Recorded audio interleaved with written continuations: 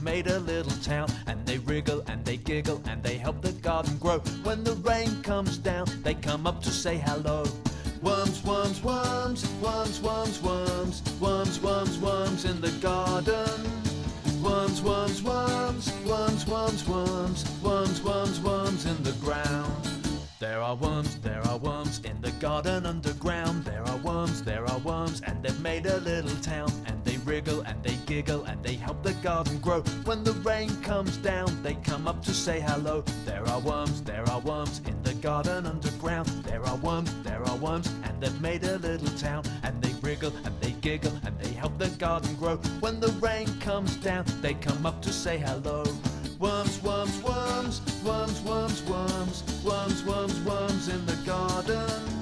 Worms, worms, worms, worms, worms, worms, worms, worms, worms in the ground. There are worms in the garden underground. There are worms, and they've made a little town. And they wriggle and they giggle and they help the garden grow. When the rain comes down, when the rain comes down, when the rain comes down, they come up to say hello.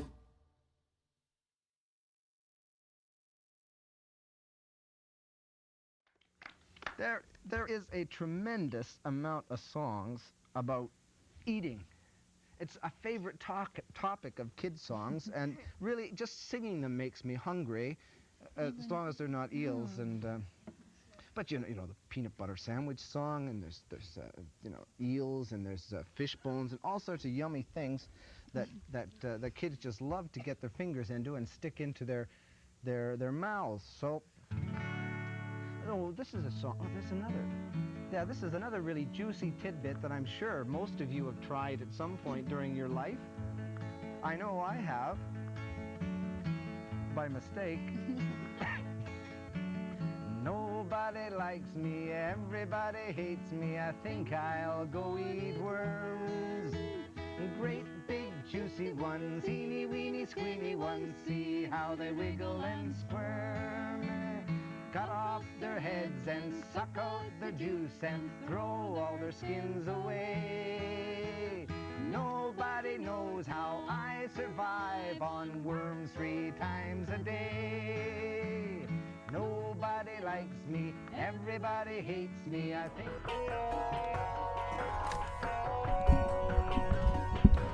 Hello. Hello. I think this is working. Do bear with me because this is a new OBS setup. Well, okay, that makes it sound more elaborate than it is. I had to create a new scene, big whoop. But hopefully everything is showing correctly. You can see my Clip Studio. You can see if I draw in it, that's good. Chat should be here. Yep, that shows up in the right place. Nice.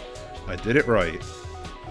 So I managed to get my shit together just enough to prepare to do some drawing on stream for once. Nothing too elaborate. I have these little doodles of me, which I use as overlays on thumbnail images, because unlike VTubers who have proper live 2D rigs already, I can't just do a pose in live 2D and use that, so I have to draw everything, and I need a few more so I'm not repeating the same 3 over and over. So I want to see if I can do 1 or 2 more today. I have D&D this evening, so I can't go indefinitely like I have been doing on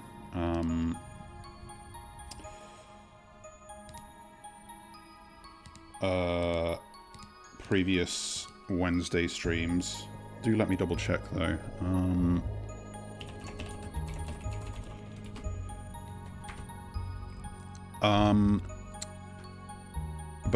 So I don't know how many of these I'm actually going to end up doing, and I don't know how many of these poses I've sketched out very roughly I want to end up using, but we'll just see how we go. Okay, hang on, the human WhatsApp group is responding.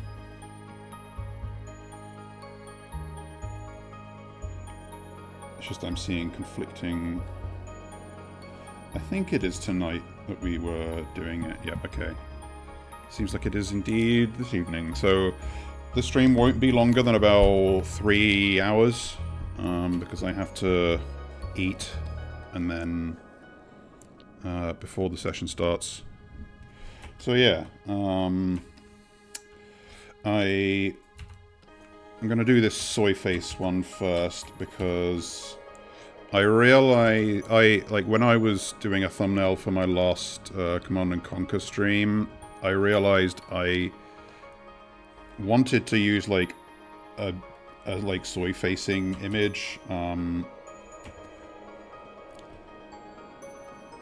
but I didn't have one that wasn't like my cursed pizza tower one. But I did end up just using that, but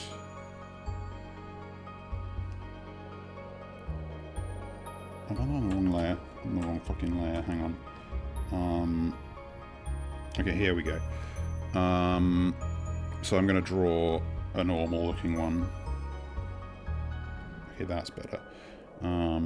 I like to blur my first sketch layer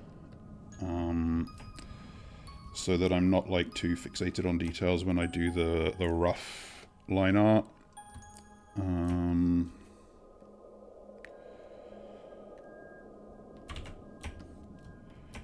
So like, yeah, honestly I change my way of working far more than I ought to, but the way I like to do things lately is I do this like very, very basic almost stick figure sketch, and then I work over it once with like rough line work and proper construction, and then I do clean line work over it. But there have also been times where I liked sticking to just a sort of rough sketchy pass throughout.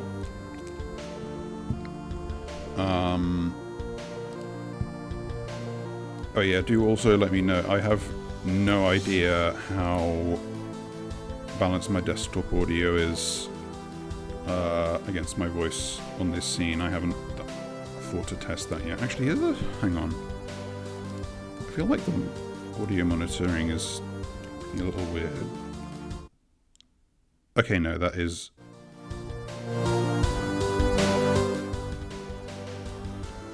Just felt like me changing the volume in Music B was not changing the volume on the volume meters on OBS like it should be, but it seems fine.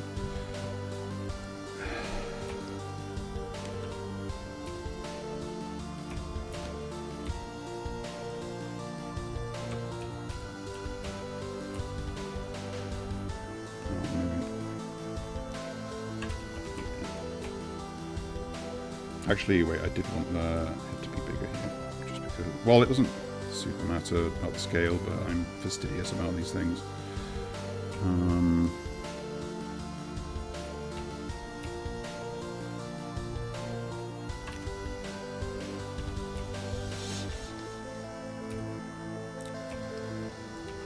I also change the way I draw myself constantly. Mostly just because I'm so bogged down with like actual work that I don't have the energy to do that much drawing just for my own sake at the moment. This stream is, you know, part of an effort to make that a little better. Maybe I should open my... I'm just going to open up Pure Ref on the side as well. It's going to cover my OBS for me a bit, but it's fine.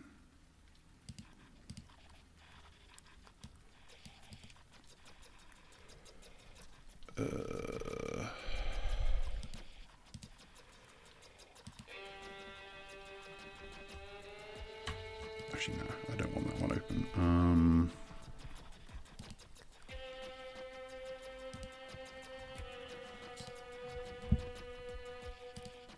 You can't all see this because I'm setting this up on my other monitor, and also have made it so that only my Clip Studio shows up. I don't want you always on top.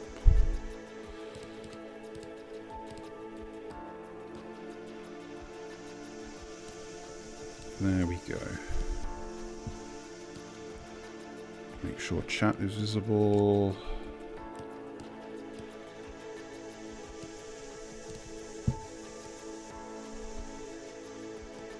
Okay, that'll do. Alright, let's continue. The pose I'm drawing here is less strictly inspired by the classic, like, human soy face meme, and more a specific moment from, here's a reference nobody watching is gonna get, but Pomurain Puff's Fairy of Akiburst video, where she is doing a soy face, but it's not like exactly replicating the classic look.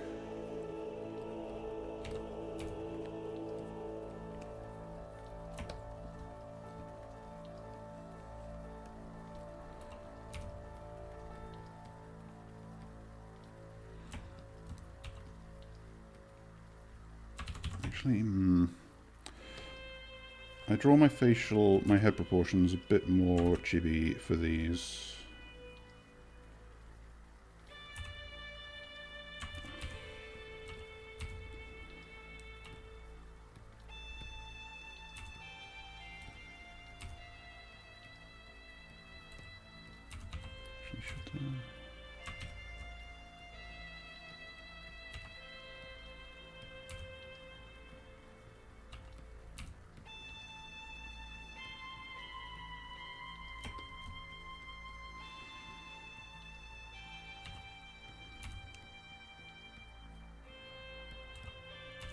When I went to the gym right before this, because on Wednesday streams when I do it earlier, I like in general to go to the gym before stream, because I know I'm liable, just in general, to stream until I fucking drop. And that makes me liable to miss gym, which I don't want to do. So if I get gym out of the way before I start streaming, I'm more reliably going to make sure I go. So that means going early on Wednesdays when I start stream early. Yeah, I was at the gym before this, and on the way out, there was a troll offering like free protein, like yogurt packets. Like, I assume it was just some promotional thing that the gym had been given, like, a fucking crate of these things. He clearly was trying to get rid of them. So I took a couple, because I'm not a troll who will turn down a freebie.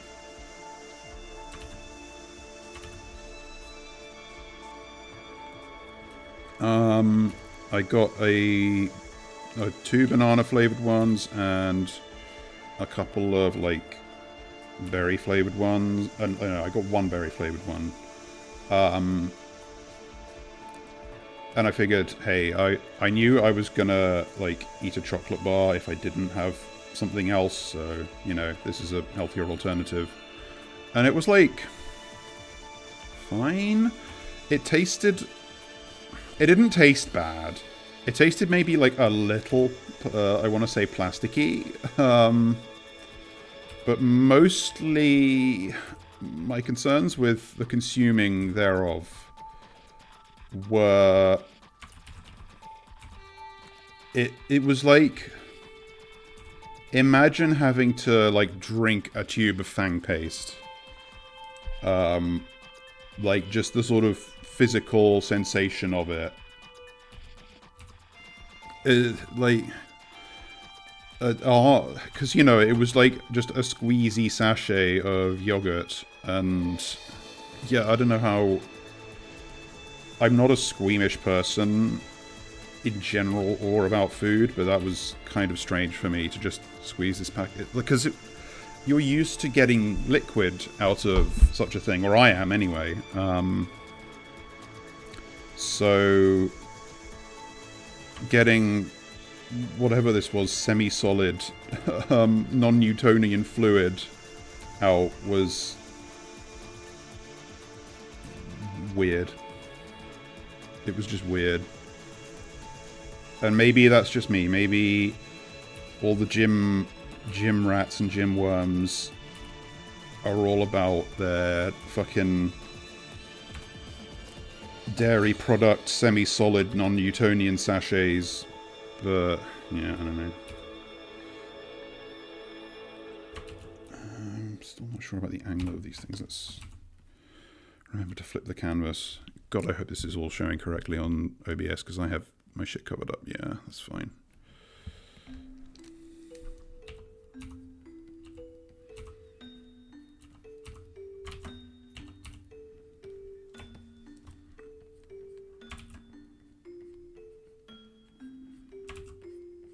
I could make this arm shorter, actually. Well, maybe not. Actually, don't know if I like the shape of this mouth at all.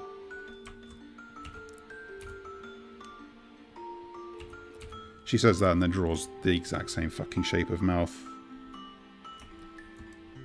Whatever. Actually, what I don't like is the positioning of the neck. Like, yeah, that's... Maybe I need to move the head.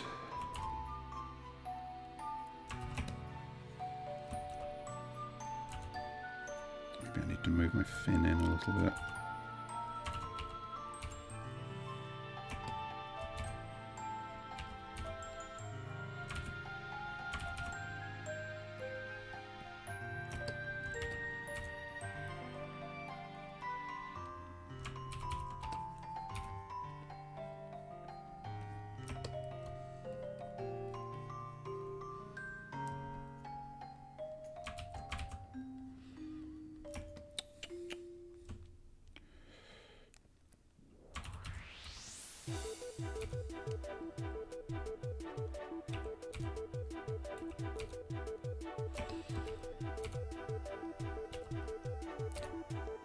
So given that I've managed to pull myself together just enough to prepare for this,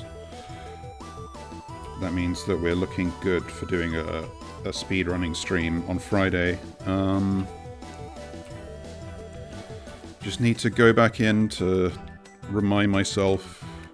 I think I have a text document saved somewhere of like my Night's Edge category Terraria speedrunning checklist.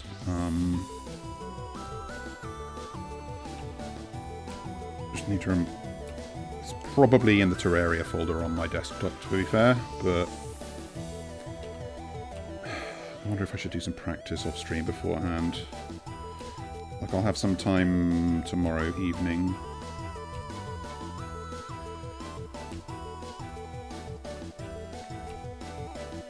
I might do more, like, exaggerated perspective on the horn on this side.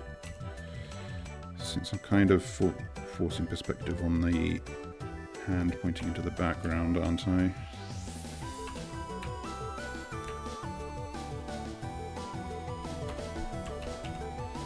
My horns don't, like, go straight out sideways. They kind of have a slight forward incline as well, because, you know... Well, because they do. That's the actual shape they have, but I can't bring myself to simplify them to just being completely sideways, which means that they can't just be a mirror image of each other. Back fin should be like there. But I might cheat it. It's not going to look good like this, is it? Distracts from the silhouette too much.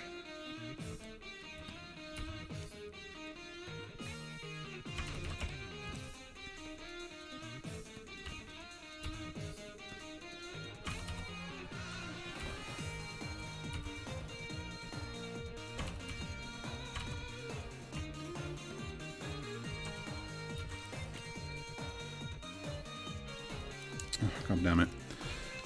Clip Studio sometimes likes to just claim it can't save a file. And then, like, when you go to save, it gives you save as, and the original file is gone, and you get this scary moment where it's like, it seems to have deleted the original file, but it still exists in Clip Studio. So as long as it doesn't crash and not save in the 2 seconds between those events, you're good. But, you know, if that were to happen, it would suck bulge.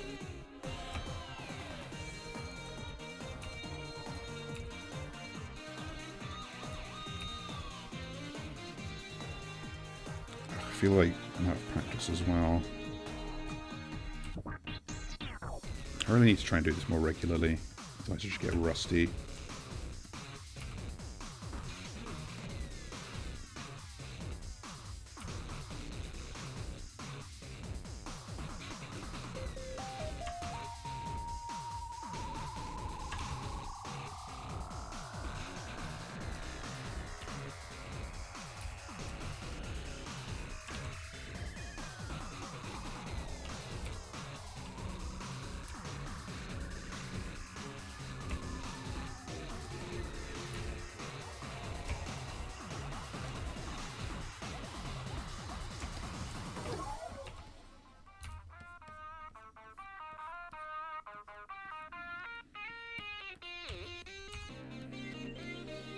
This front arm isn't really meant to be doing anything particular, but you could also, if you're that kind of way, imagine that I'm holding your hand and pulling you along to something I'm excited to look at.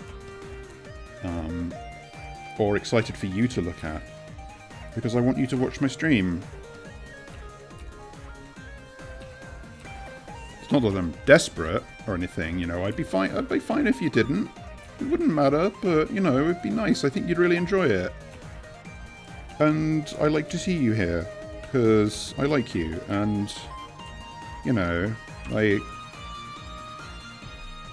even if we're not friends, like, we have good times, we like to hang out.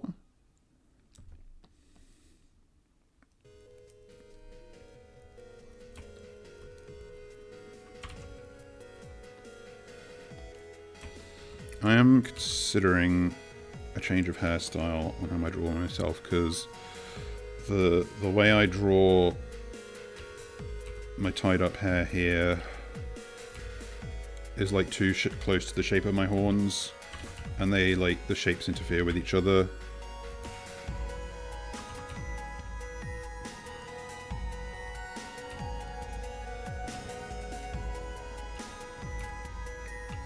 But also I'm aware that if I just keep drawing, these problems kind of sometimes just work themselves out from repetition.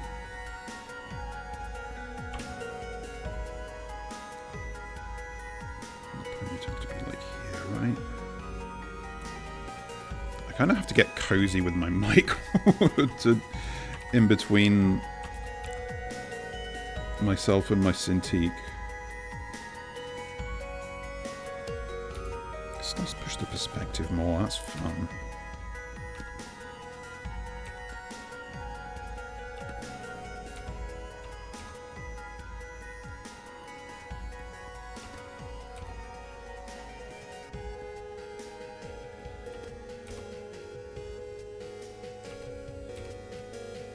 Yeah, it's not like I have strict borders I have to observe here. Let's just go outside where I anticipate cropping it on thumbnails.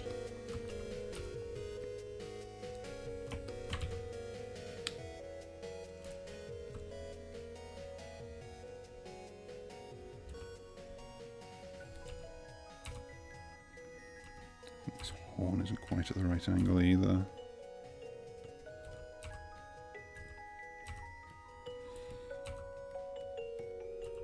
I've also been talking more to my friend Squeaky about some ideas for collab streams. And we're thinking at the moment some kind of drawing stream. Still working out what would be good. I have some ideas, and so do they.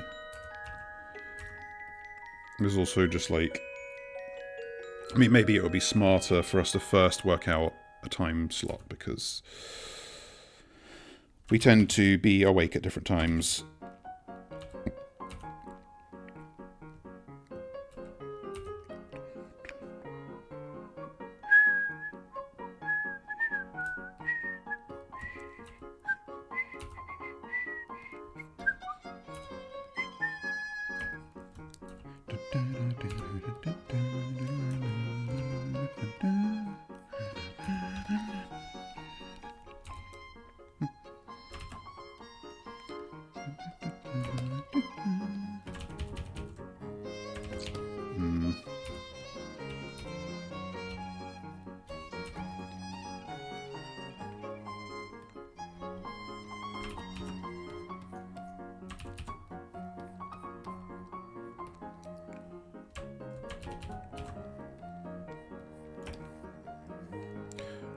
Why am I looking over in the document? I've got that shit open on my other monitor. Come on, girl, get it together.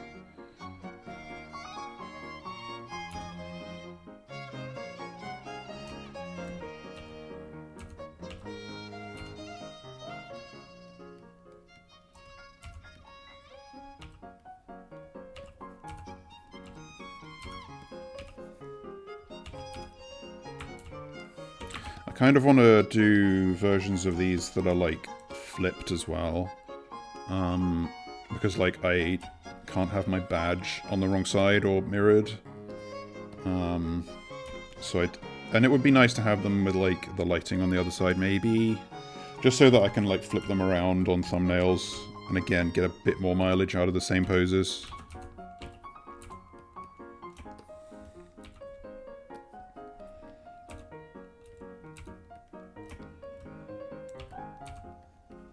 I should really sort out this collar.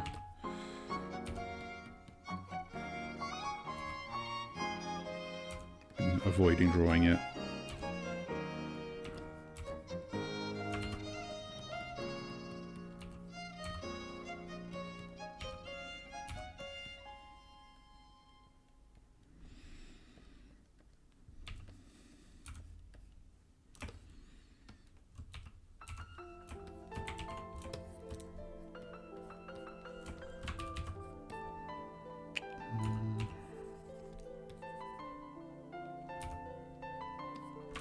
If I knock the ponytail down here.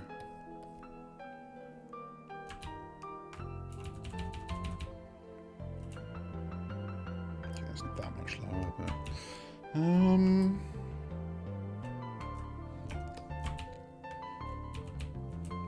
yeah, having this lower create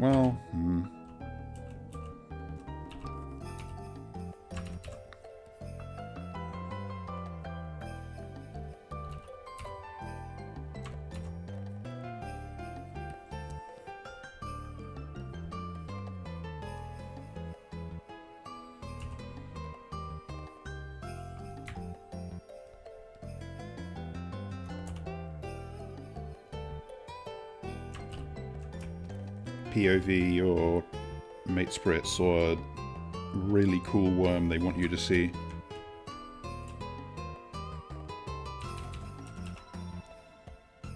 Just smaller. My impulse when drawing my hair is always to just like make the biggest fucking floofiest joke of a ponytail ever. And I do this with a bunch of characters as well that I draw. But sometimes, and it's fun and I love doing it, but also sometimes it just creates problems that I have to solve. Having it curve that way.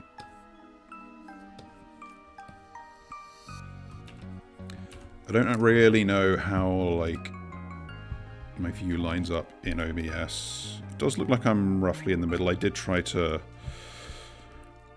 calibrate is too fancy a word, but you know, make sure that the point on my tablet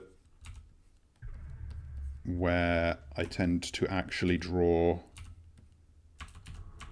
was reasonably in the middle of the screen, as shown on my stream.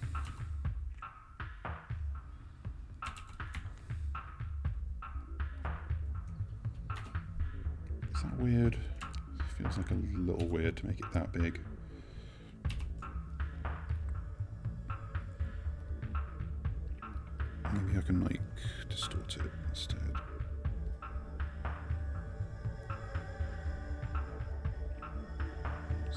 fucking snapping, you bitch.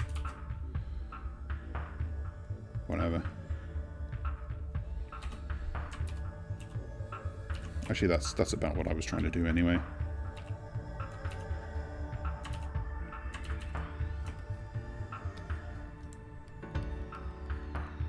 I'm now feeling a little bit shy about this front arm looking like it's holding the viewer's hand.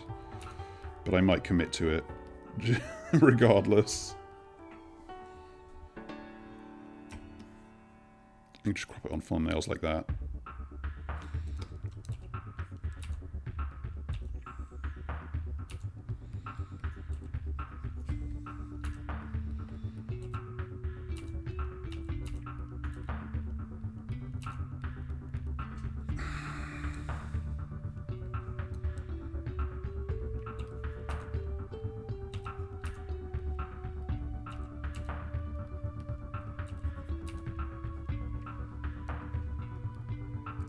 This. Yeah, I like the body looking like it's turned a little more. Makes me really look like I'm pulling you along. It's like, come on, look, it has a... trust me, this thing has a really fucked up number of segments.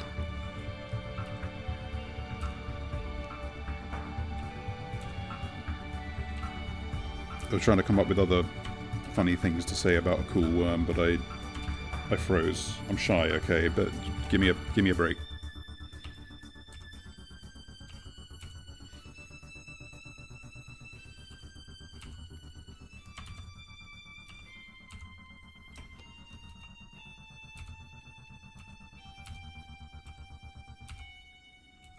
Me telling you for the n-teenth time that worms are not actually a taxonomic class, and there is taxonomically no such thing as a worm.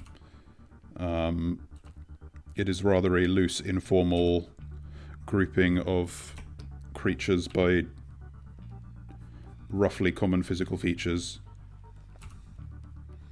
But what this means is that a lot of things could be considered worms, or at least worm adjacent. Like, are slugs worms? Are snails worms? Are snakes worms? Are rats worms?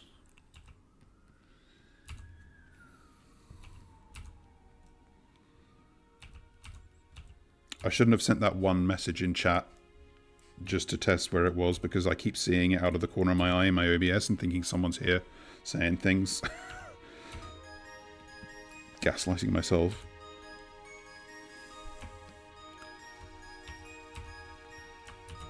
I guess the head at more of a profile angle, it should be maybe more over this way.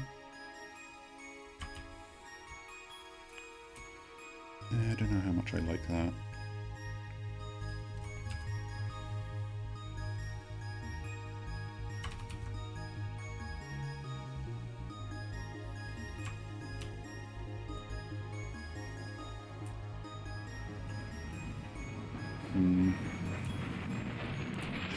This is the kind of microscopic difference I get obsessed over. Like, this to me, with the ponytail here, oh fuck, I erased the history, but here it looks like cuter, whereas if I shift it over to the left a bit, it's kind of cooler.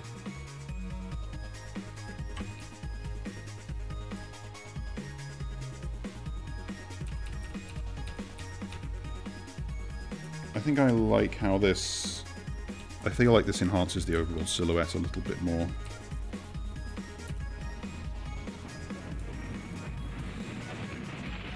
Because rather than having this big sticking out thing here, it's more like focused towards the pointing frond.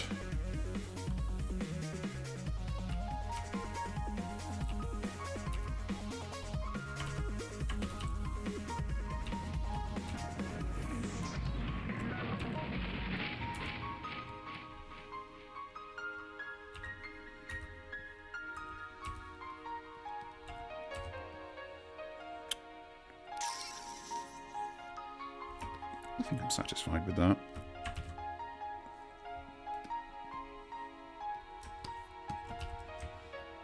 Okay, Just have to hope I haven't fucked with my own brush settings too much in the interim. I think we're good.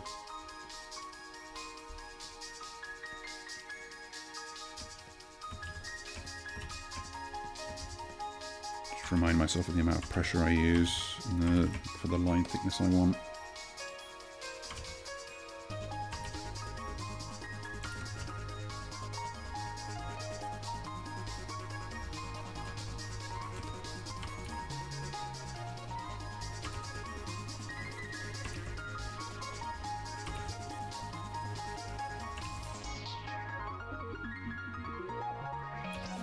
Another thing I could do if I were a big popular VTuber would, you know, be to use people's fan art for thumbnails, but I'm not getting that yet. I need more community outreach. Spread the good word of this stupid fucking troll who won't stop streaming for some reason.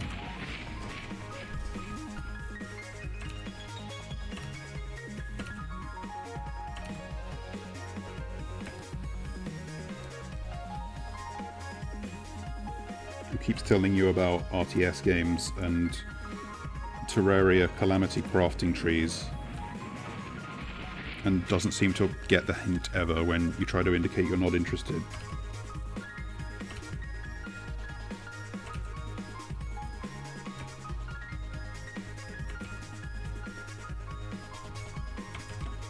Fucking stupid bitch just tried to wipe dust off her Cintiq screen when it was the fucking dirt of her own sketch. Jesus. I knew I was tired today, but I didn't think it was that bad.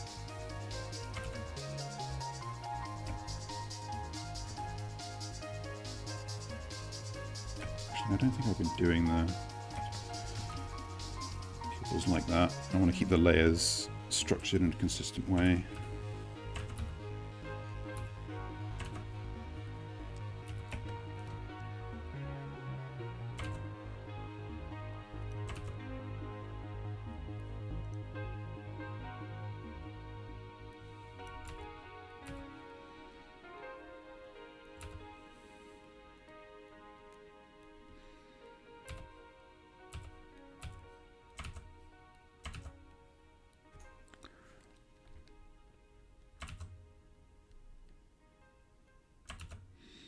Been thinking more about episode 7 of season 6 of Better Call Saul.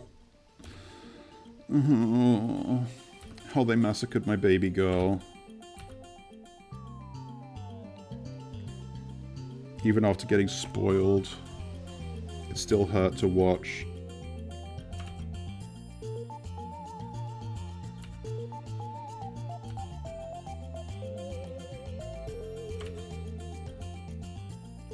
We also, me and my friend Joe have, like, it's interesting to observe the parallels with Breaking Bad of, like, character arcs. Of, like, oh, so there's this character at the start of the series who you think is kind of a dickbag, but over time you kind of learn to love and appreciate them, and then they later meet with some sort of tragic fate that you don't feel they deserved, and that is not directly at the hands of the protagonists, but is nonetheless their fault, in however distantly you consider it to be. I think if I were to, like, sum up what I think the themes of Breaking Bad and Better Call Saul are, it would be the world is not inherently just. Things do not naturally pull towards any kind of, like, rightness or justice. Rather, things that happen are a result of your choices and decisions, and even things that are technically not foreseeable, consequences that you might think are not directly because of your actions, were nonetheless enabled by situations that you created. And whether you take responsibility for that or not is up to you. But ultimately it is, and Oh yeah, and like even when it seems like you don't have agency, it may be because of situations that you unconsciously or unintentionally, but nonetheless by your will and actions engineered. And I think that's what like there's a lot said about how to write, good fiction and whatnot that people boil down into trite blanket statements, but there's definitely merit to the perspective of characters having agency and like the plot not moving along just because, well, that's what the plot needs to do, but rather, okay, so these characters made these choices and that caused this to happen, and then they continued to make these choices and that made this happen more, and basically that the characters are making the plot happen and not the plot is just a thing that happens to the characters. But also, I like Homestuck, which is extremely about the latter.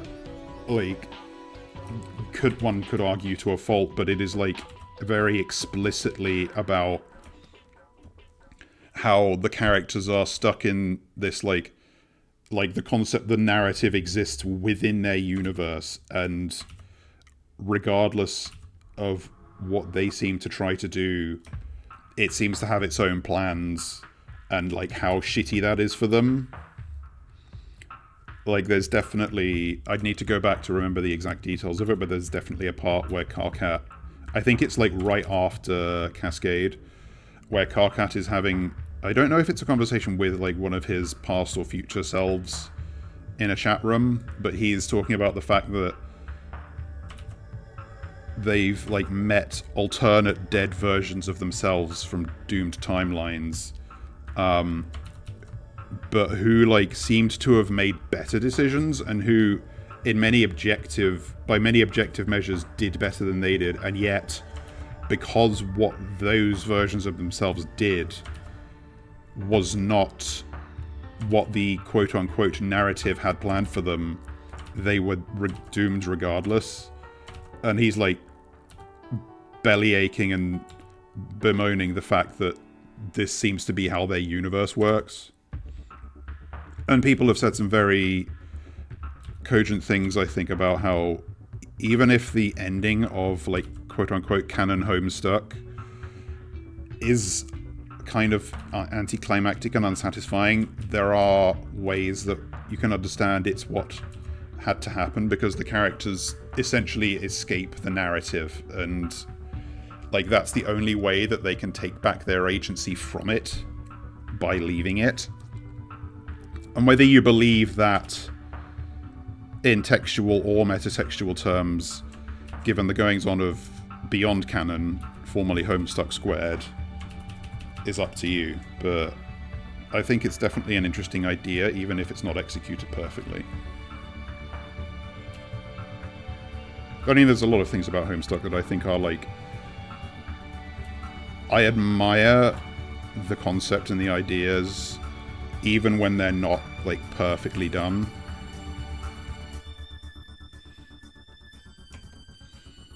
I can't remember if I've mentioned this on stream, but I read like an MS Paint fan adventure called Crow Strider AU,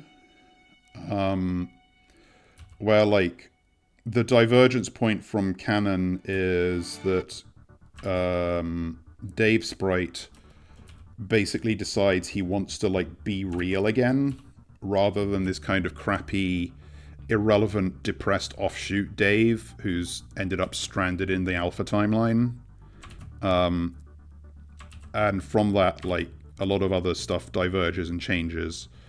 But, and like, one could do a surface level critique of it, that it's, like, a very wish fulfillment-y, oh, like, this is just, like, what fans want to happen, and they can't accept that characters, you don't necessarily get everything you want out of a narrative or whatever. Because, like, it's very, like, everyone lives, everyone gets to God tier, the ending is perfect, it's, like, quote-unquote fixing canon, whatever.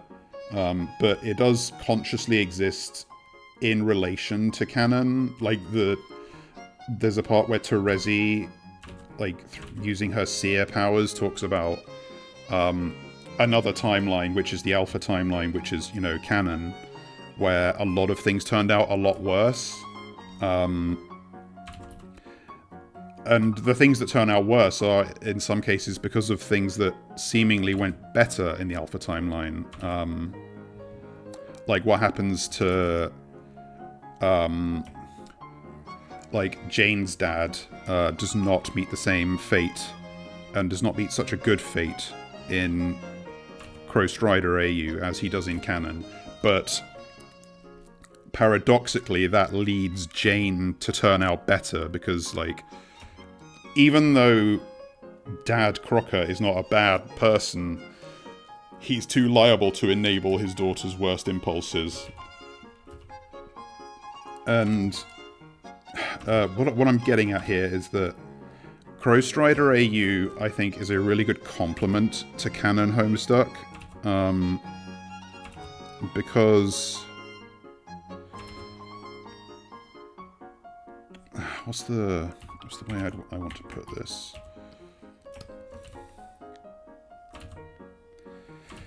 Because it's very much explicitly about the characters literally taking back their agency from the narrative, and what the narrative has planned for them, and what is supposed to happen to them in the narrative. And I think that like, is an interesting reflection on the way Homestuck functions. You know, like I said, where it is about the narrative happening to characters, rather than characters taking decisions that change the narrative. I hope that made sense and wasn't too rambling. Oh, who am I kidding? It made tons of sense. I'm super smart. And my ideas are all good and correct. And everyone should listen to them.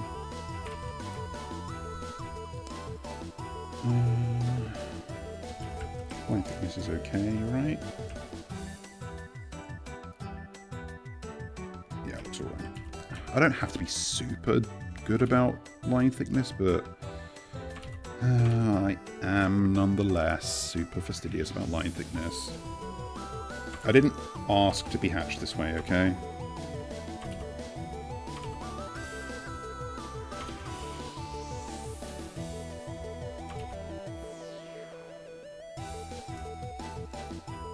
Maybe in some other timeline there's a version of me that isn't super uptight about line weight and doesn't spend so long drawing perfect in-betweens in animation. And maybe that version of me is happy. But that's not this version of me.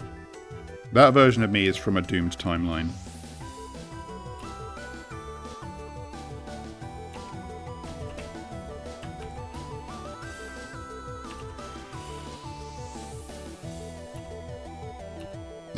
Remembered, I don't know if anyone remembers Paradox Space, the like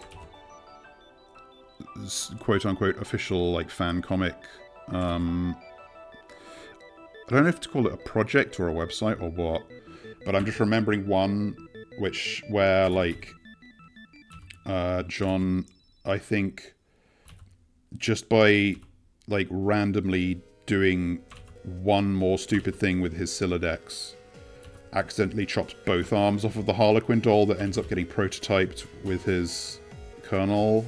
And as a result, when Jack Noir puts on the Black Queen's ring, like as soon as he transforms, he doesn't have either of his arms, so the ring immediately falls off.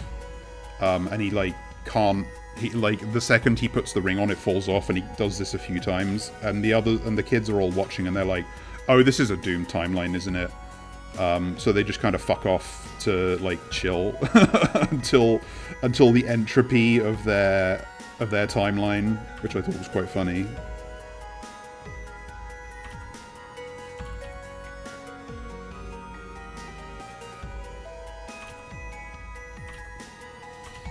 I was just thinking if anybody's done... Well, I mean, obviously people will have done, like, fiction or comics or MS Paint fan adventures or whatever about, like, what the entropy of a doomed timeline could look like within the Homestuck continuity. And I was reminded of the... I can't remember what it's called. Let me check real quick, because I think I still have this in my bookmarks. Red Dead Virgo, that's it. It's like an AU where... It's a blood swap AU, where all of the beta trolls have their blood colours swapped around, and it focuses on Kanaya, who is a mutant red blood. But it has an interesting resolution where it basically turns into like a precursor for the Alpha timeline, and like some of its characteristics come over. So like Kanaya was a mutant blood in the Red Dead Virgo timeline, and like some essence of that carried over to the Alpha timeline, and is why she has like this weird sweet affinity with Karkat specifically, and why she also just likes the color red in her fashion, which I thought was quite nice. I liked a lot of aspects of it.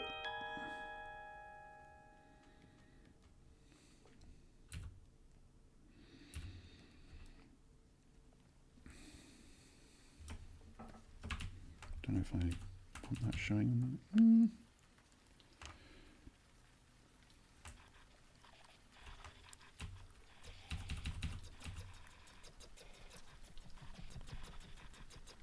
that. I'll leave it off for now. It's kind of fake perspective to show that bit of hair on the other side. And I'm not a coward. Not too much of a coward to use some fake perspective.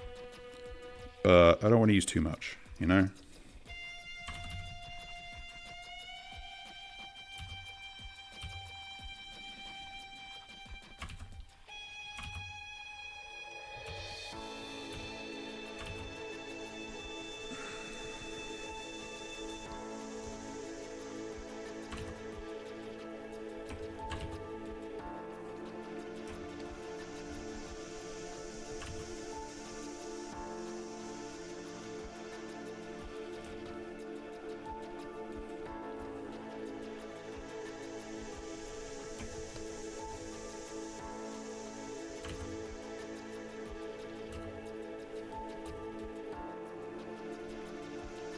They should be thicker since they're closer to the camera.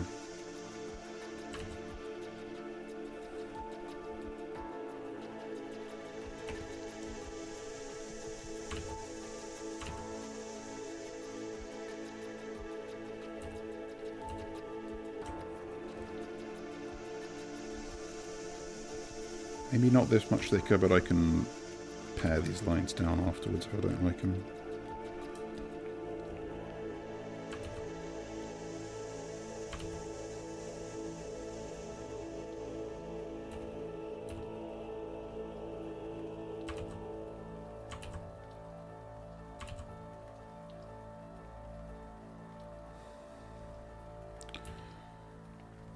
Been thinking a little bit recently about how I still haven't played Splatoon 3 Side Order. I really ought to, but man, I am tired. Oh hey Tavern, good to see you. I hope your week's been good so far.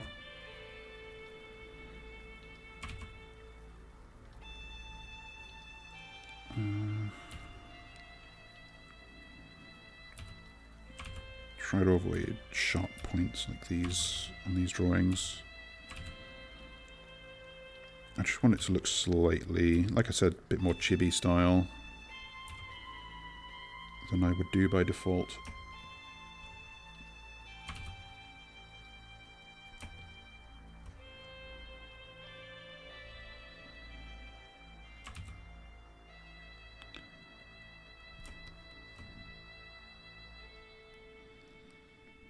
How has your week been going so far, Tavern?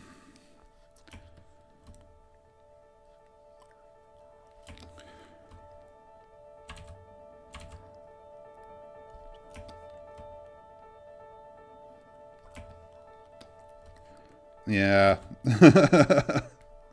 Are you back at school again? Were you away from school? I can't remember. I can barely remember stuff that happens in my own life, so don't get the wrong idea if I can't quite remember everything.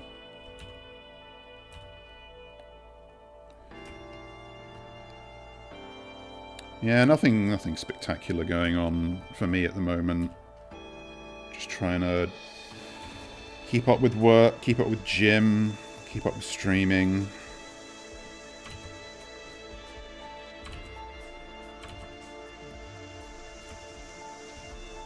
Try not to get too depressed at all the human news. Actually, let's not open that can of worms. Ugh.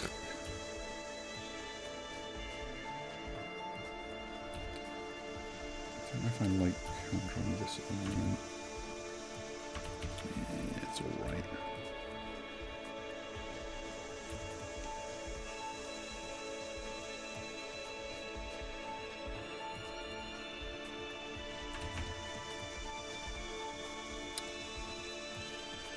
That's about correct. Yeah.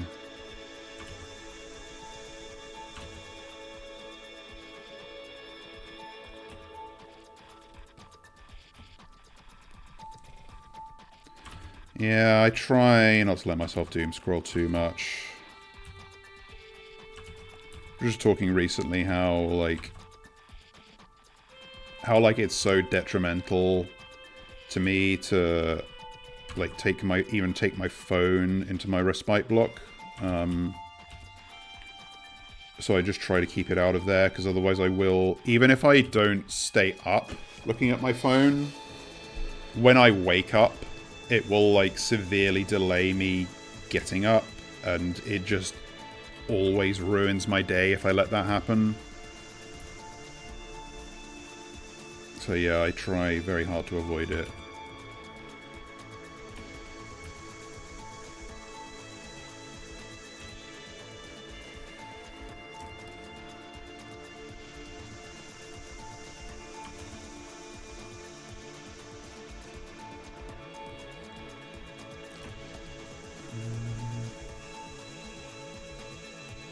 Yeah, I'm not going to want to cop a bit lower than that, so that should be fine.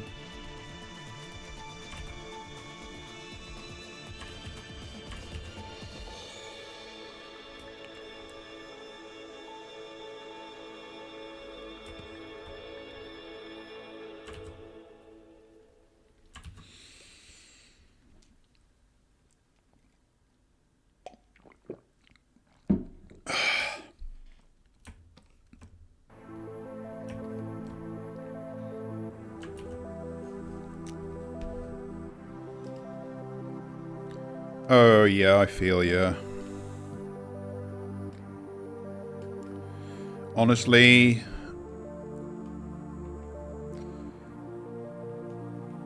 it can be hard even once you're out of uni. Like, you sometimes end up feeling this, or at least I do, sometimes end up feeling the same thing about work. Like, when I'm at work, I'm like, God, I want a day off. When I'm not at work, sometimes I'm like, God, I'm bored. And I am specifically a person who has great trouble, like, motivating myself.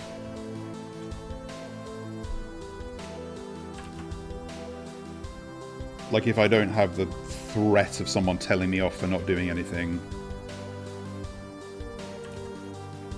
then my motivation to do anything is so low. I guess that's part of the whole streaming thing, like giving myself something to do and look forward to that isn't work. I guess it's the same way with, like, you know, going to sleep. Like, when you're out of bed, you're like, man, I don't want to go to bed. But when you're in bed, you're like, God, I don't want to get out of bed. And it's the same thing with the shower, you know, there's that meme of, like, you're out of the shower and it's like, ugh, no, the wet place is bad, I don't want to go there, I must remain in the good dry land. But then you're in the shower and you're like, I was mistaken, the dry world is the enemy. And I guess this is something common to both trolls and humans. We fear change. Our bodies rebel against it.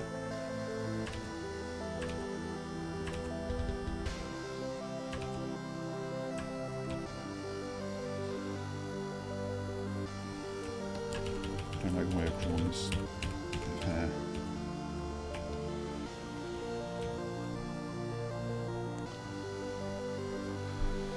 Lately, honestly, lately, I am...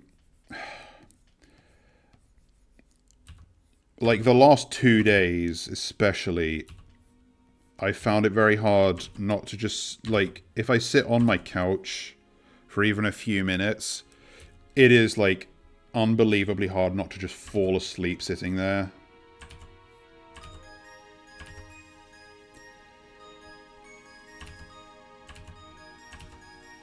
Like, I had that this morning, actually. I really struggled not to just vegetate on my sofa and get nothing done, but I had stuff I needed to do, so I just had to suck it up and do it.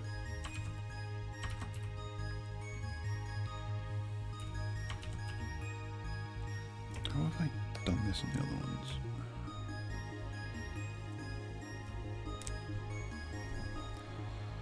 But then, like, you know, I'll turn in and get into my Recuperacoon and just lay there for hours awake.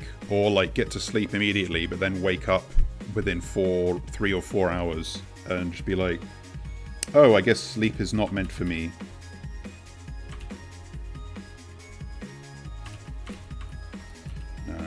This is... like, soften this transition here.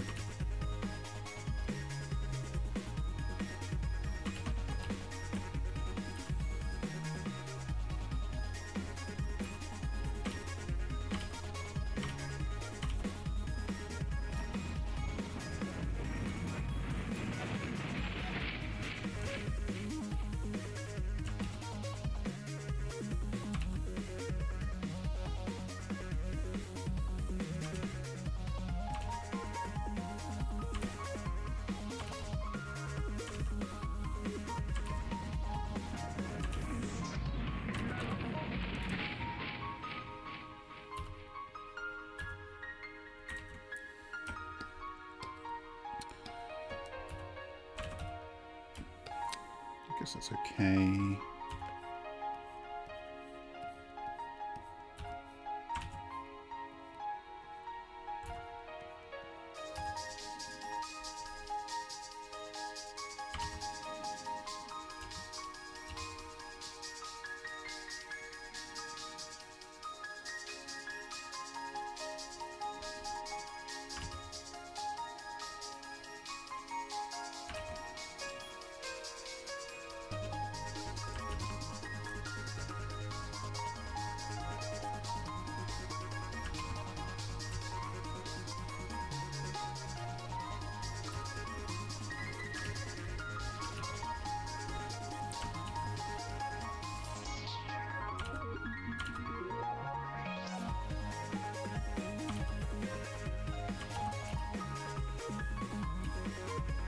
I do kind of wish that exercising more had given me the, like, transformative improvement in my sleep that I was hoping, but that hasn't happened yet. Maybe I'm just not exercising hard enough.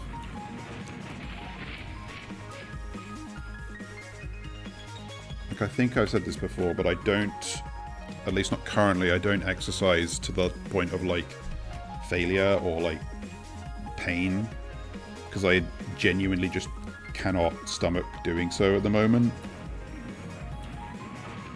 Like, running for any length of time is such a full body unpleasant experience. I couldn't imagine running until I had, like, muscle pain afterwards. And maybe I've got the wrong idea, maybe you're not supposed to do that, but I can't help but feel a little bit like I'm slacking, but I just literally cannot.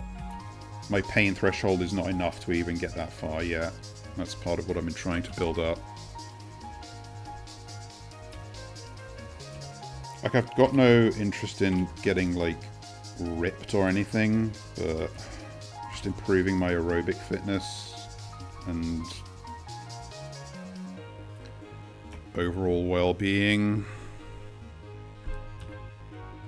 That would be nice.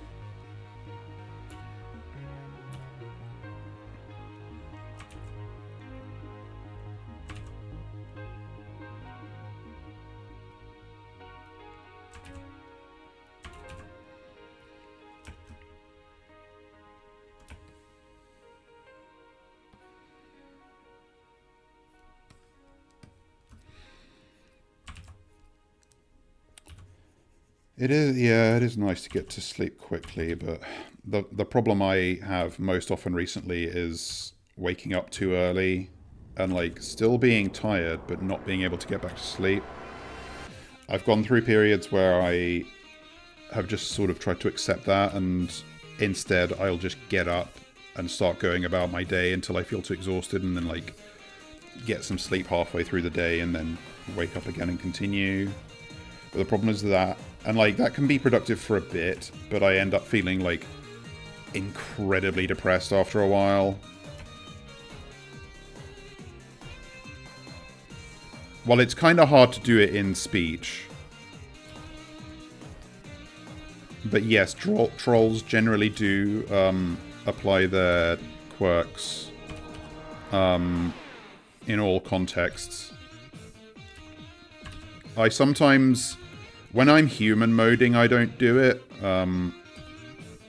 just to make it easier, you know, but, I mean, humans have quirks too, they're just, you know, they don't codify it in the same way that trolls do, culturally.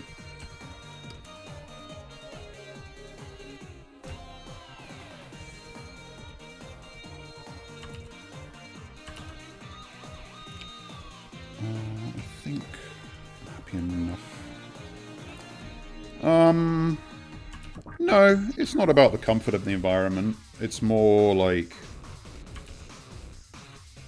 I don't know if you know the term code switching, or is it tone... No, it is code switching.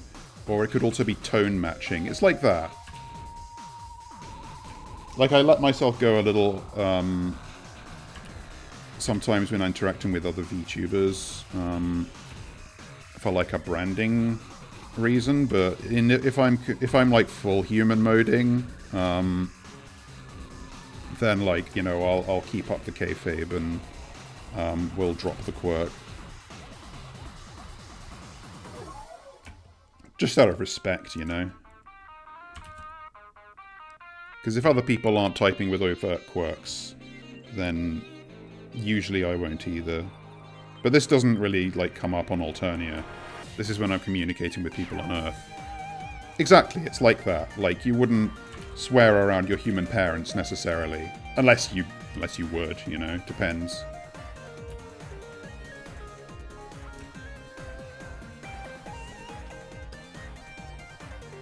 Okay, I think I'm reasonably happy with that, so...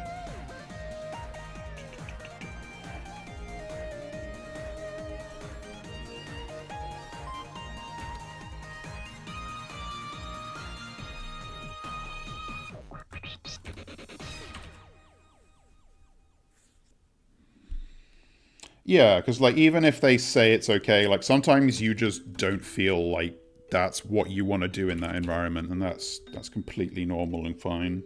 Oh, God damn it. There we go.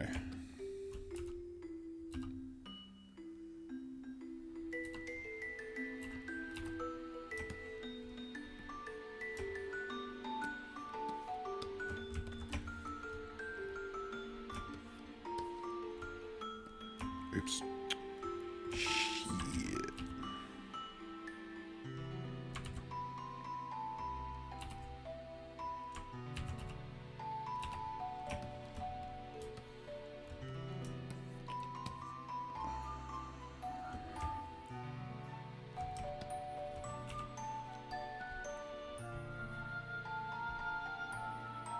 Okay.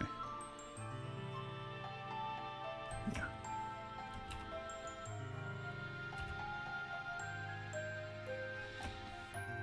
I feel like the line weight on this one is maybe a bit thin, but I might not bother to thick it up, I'm not sure.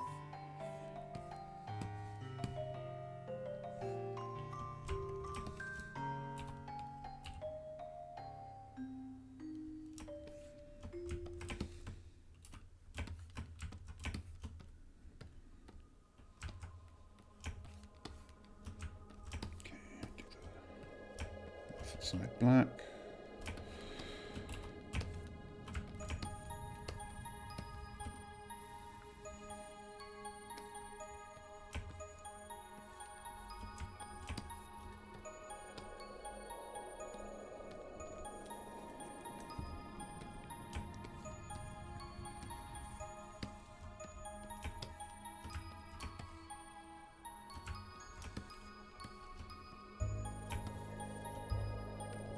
Oh, I actually miscolored that one earlier, apparently. Actually, I draw my... Yeah, I've drawn the gills a bit too harshly.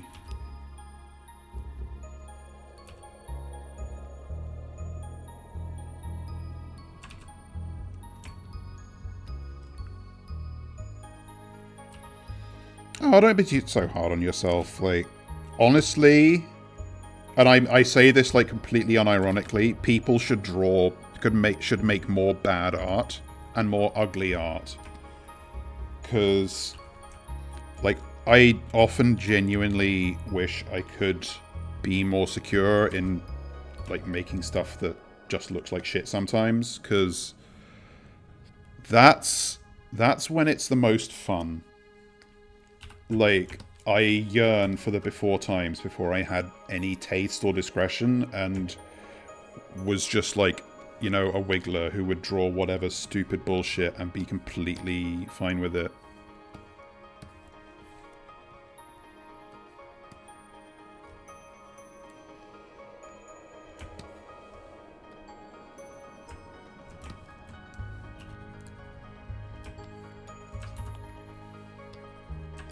Oh, what the hell is this? Oh, wait, hang on, I know why.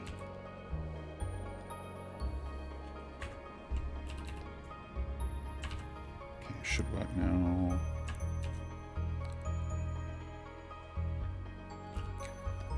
A good friend of mine has said that he considers a style to really just be the culmination of, like, the mistakes that you habitually make. And even though I don't always agree with that view, I can't deny that it's compelling. Like, whether you're an accomplished artist or an amateur,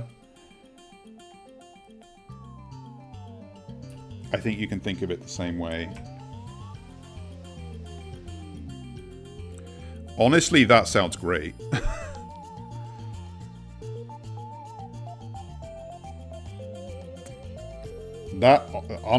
Genuinely, what you're describing there, just drawing some ugly, disproportionate faces, sounds awesome.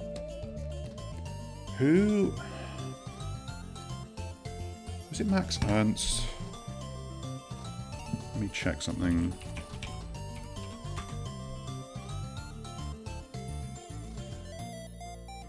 No, I don't think it was. Oh, I was thinking of a completely different artist. There's this guy who, I'm gonna check Twitter real quick. Just let me be double sure this isn't showing up on OBS. Yeah. I'm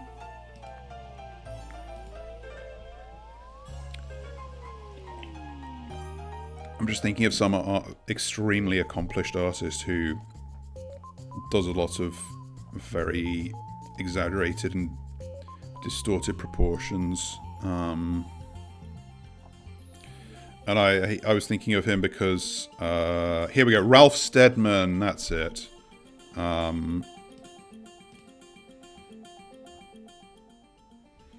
Yeah, his Breaking Bad character portraits came across my Twitter timeline recently. His stuff looks like this. And he's, like, phenomenal. He's an incredible artist. So, like, weird, ugly, proportioned stuff rules. Do it more. Like, I would say one of my biggest weaknesses in art is just I'm always seeking that like perfect set of proportions, and it sometimes means I shy away from more interesting designs.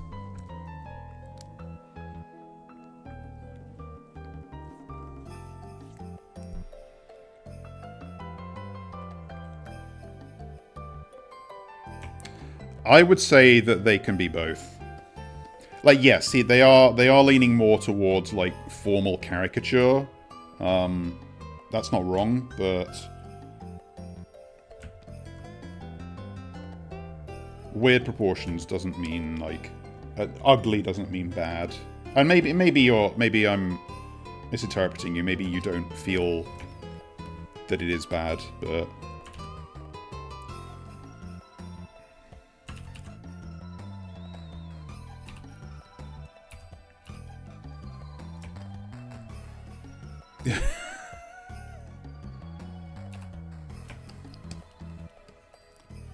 I should find, yeah, dig out your old art and just go like, you know? You should be like, wow, why the fuck did I draw that? I should do it again.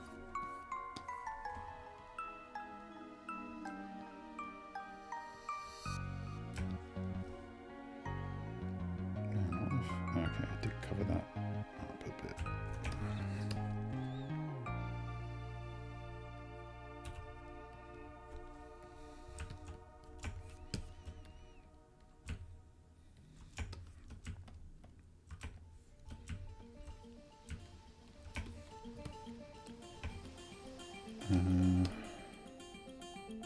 What have I even just...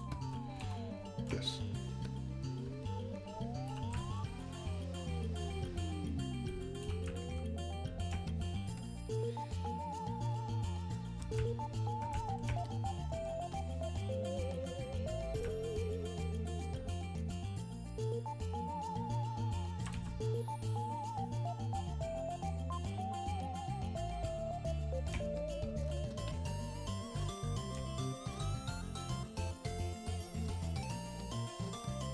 Honestly,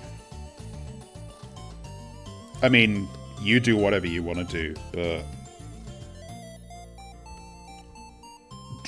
doing stuff like art without taking up a class is honestly based as fuck.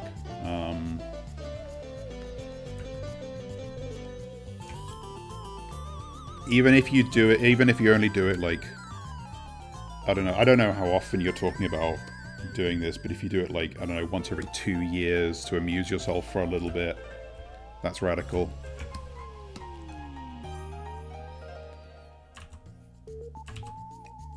Can you tell I draw for a living? Because I keep saying, wow, yeah, drawing as someone who doesn't do it professionally, that sounds so good. Oh, not going to class to draw, yeah, that sounds so good.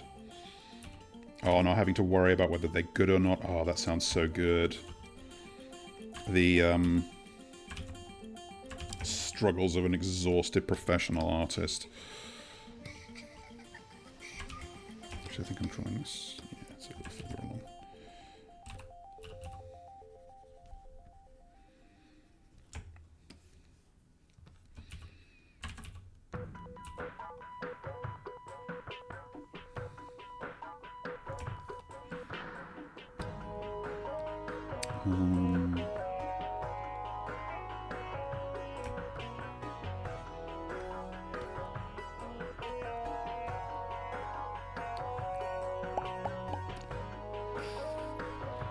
Not forgetting anything.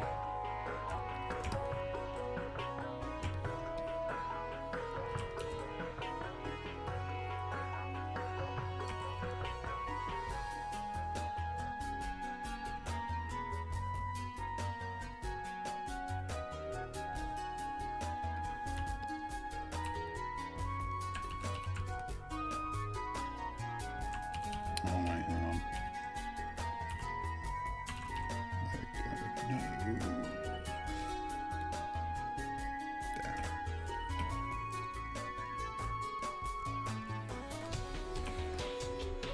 Yeah, that sounds good too. Honestly, like, I'm really bad since I've been out of education at doing location drawing and stuff like that. I have friends who are good and keep it up. But I started like getting too uptight about it and finding it too stressful, so I stopped. And I keep feeling like I should find a way to take it up again and let it be fun.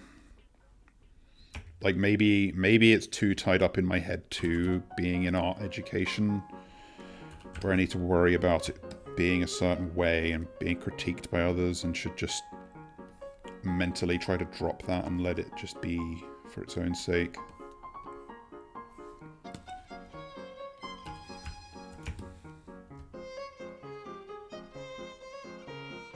Like, I haven't actively kept a sketchbook in a very long time.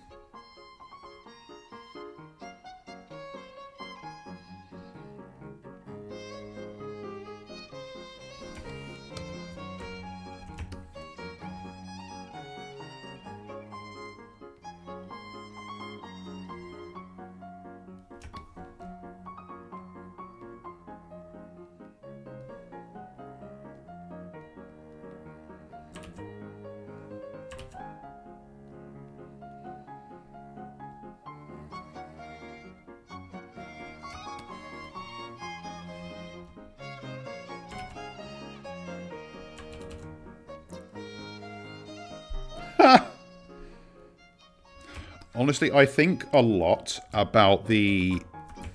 I mean, obviously, as a professional artist whose livelihood is threatened by AI art in a very material sense, I think a lot about AI art, but something I think about specifically is how there was this period, I mean, at least in terms of the, like, stage of it that humans have developed, where the like AI art image generation models like really fucking sucked, and all they did was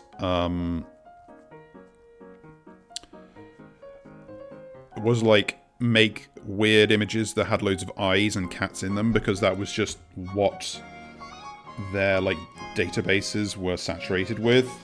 And I often think about how much more interesting that was than like these super perfect like big titty women or like sci-fi guy with gun.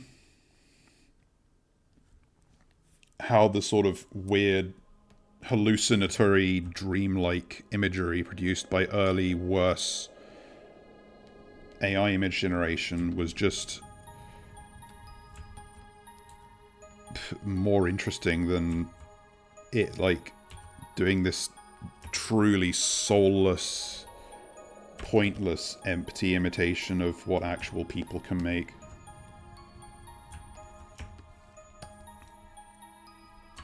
We need to go back. Maybe I should have had more songs on this playlist. I kind of threw this together last night. I also have no idea how audible the music is, but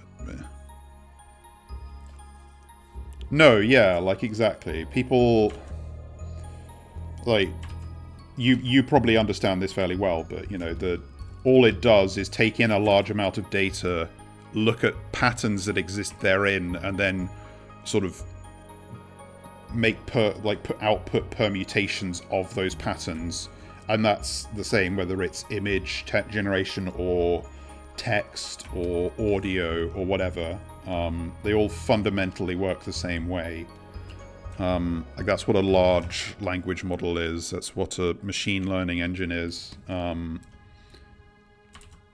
Like it doesn't... I don't think it gets much more complicated than like you can have a reward or incentive structure if you're trying to create like, I don't know, an AI that learns how to make a robot walk or whatever.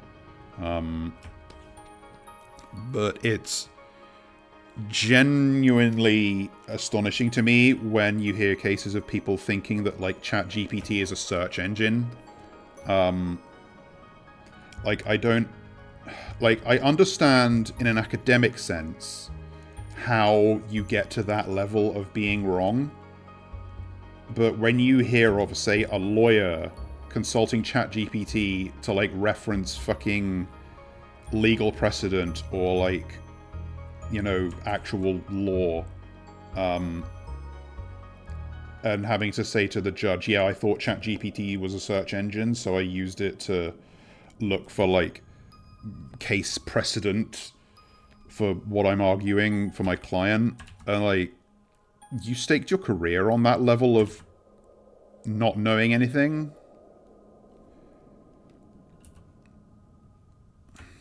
And I guess it reminds me that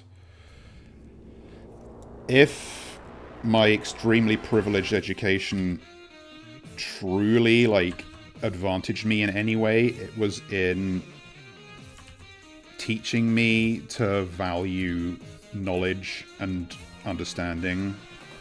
Like, it left me without like an ingrained skepticism of knowing things. Because like, I've never had to use, you know,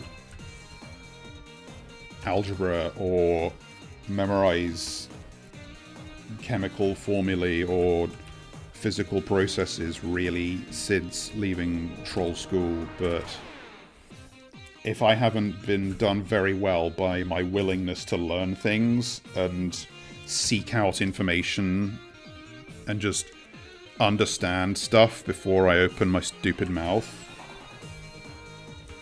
Yeah. Whereas you look at, you know, like...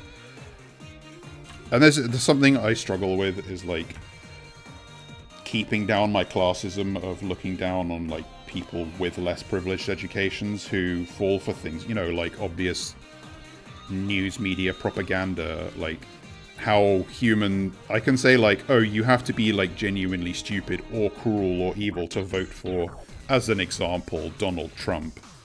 But I need to keep myself humble and remember that, well, a lot of people who did so... Yes, there are a lot of people who are, you know, in privileged environments where they just knew that he was going to uphold the status quo that privileged them, but many people are not, who voted for him, are not in that situation, and instead just feel that he speaks to them on a level they can understand because they feel betrayed by, like, an education system and a media that they feel privileges a certain kind of elite, and he's managed to convince them that he is not a member of that elite, even though he is. And, like, I can be smarmy about, like, oh, I understand that Donald Trump is an idiot, you know, but I'm able to stomach, like, the learning that goes into understanding that, whereas others do not, for any number of reasons that I can't necessarily predict. That was a tangent, but whatever.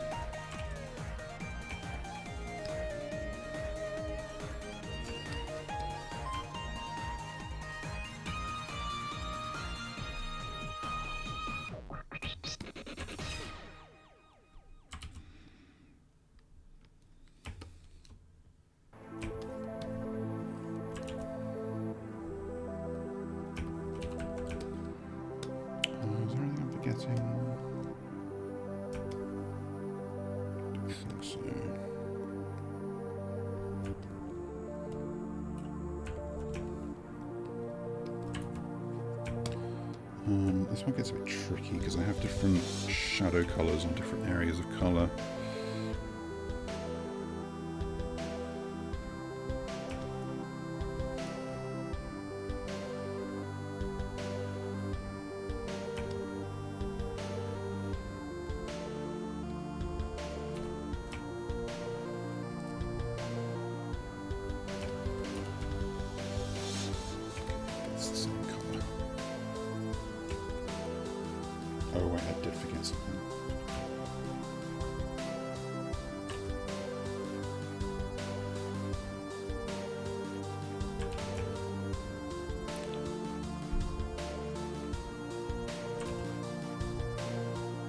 I think the constant desire to turn off my thinking engine is my greatest vice.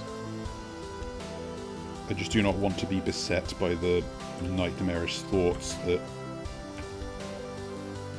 avail me if I'm allowed to think for too long.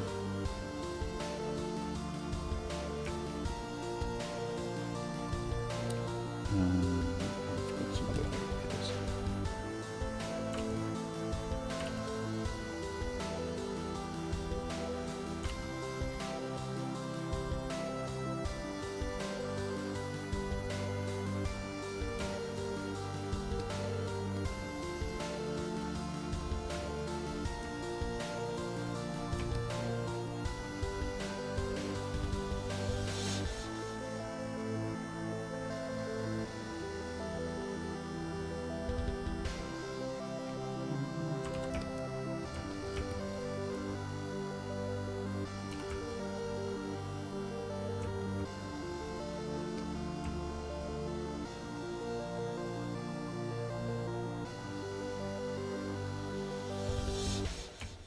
Have I been doing this?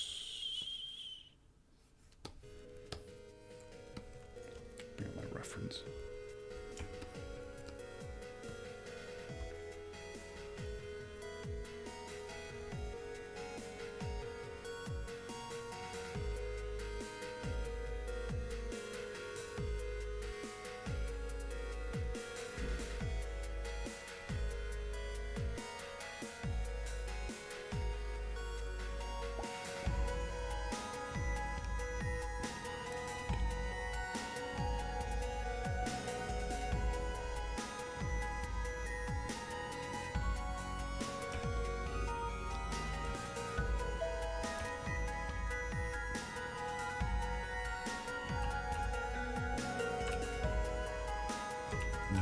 That should be shadowed.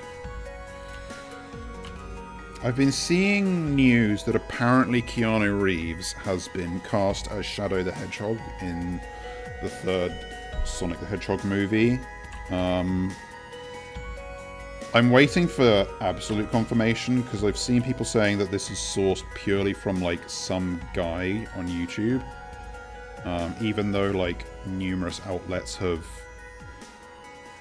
repeated it. I don't know if that's like they've independently corroborated the information or they're just saying it because some other dude said it, but I'm reasonably pleased with that casting. But I had a very fun conversation with my human friend Hamish that there's basically no casting for Shadow the Hedgehog that isn't going to be like at least a little bit funny. And we were debating like, okay, who would be the funniest? Like, not just the most lol random, but like the actual, like the funniest plausible Shadow the Hedgehog voice act casting. And I proposed Nicolas Cage, which I would stand by. I think Nicolas Cage Shadow would be both funny and good. But I'm perfectly happy with a Keanu Reeves. If that is the actual case, of course. Still holding my breath a little bit. But having just finished Season 3 of Sonic Prime on Netflix, I definitely feel in the mood for more Shadow the Hedgehog. One thing I want to do on this stream, and I don't know when I'm going to get around to it, is to play all the Sonic games that I've like missed, because I am, in a historical sense, a Sonic fan, but there came a point where like he was too dispersed across systems I couldn't be bothered to buy, and his games were like reputationally too tarnished for me to want to bother as well, that I kind of stopped playing new ones. And I don't know, I think it would be good and fun to just go through them all those ones that I missed, like maybe not Sonic 06, but you know, Sonic and the Black Knight, Sonic and the Secret Rings, Sonic Forces, Sonic on the Lost World, the upcoming Sonic and Shadow Generations, which is a fucking insane concept to me.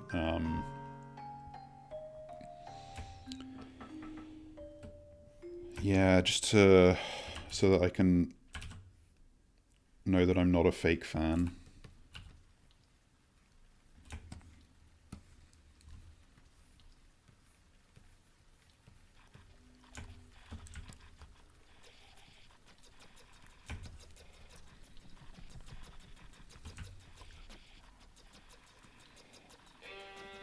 Actually, I don't think I want that there.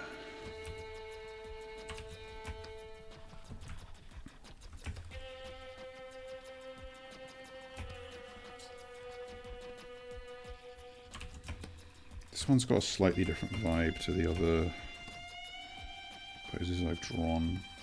That's fine, but I need to make sure I don't let that happen too not deliberately.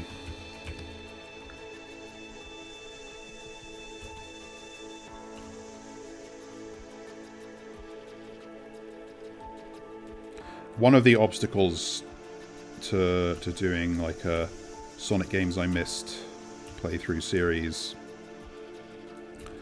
apart from just time, is that I would need to actually like finally get a capture card for my PC, and I just like don't even know where to begin with that. I need to bug some of my other streaming experienced friends on what to do.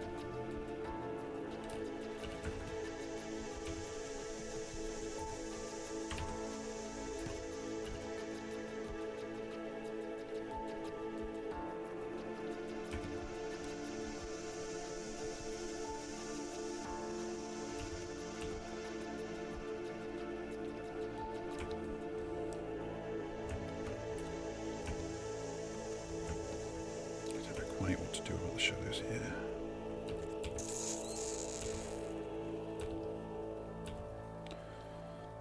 Is it an Apple laptop or is it a good laptop?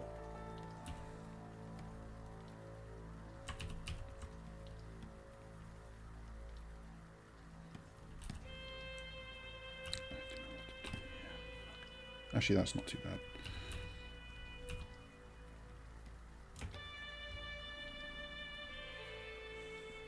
Oof. Yeah, I don't know.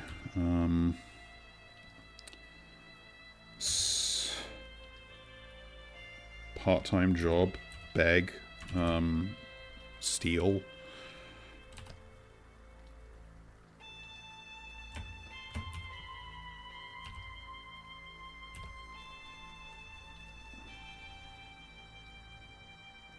Extortion.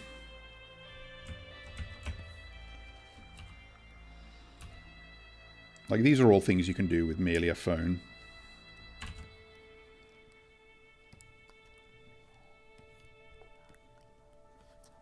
I think, anyway.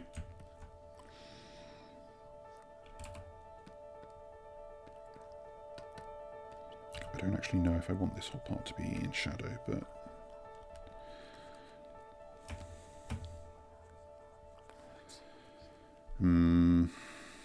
Yeah, no, that's rough.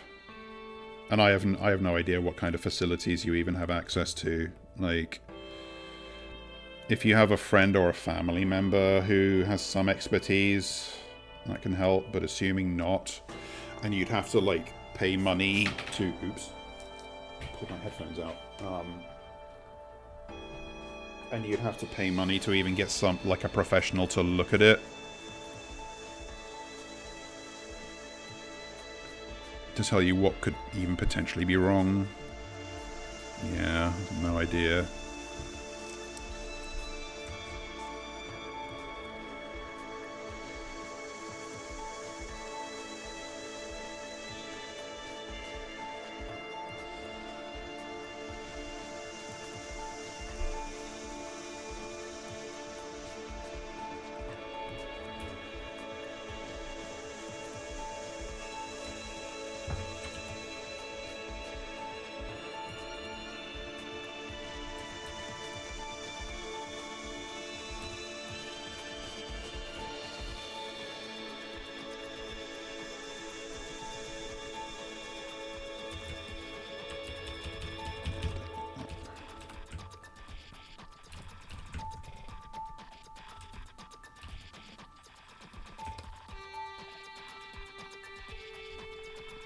This looks reasonable.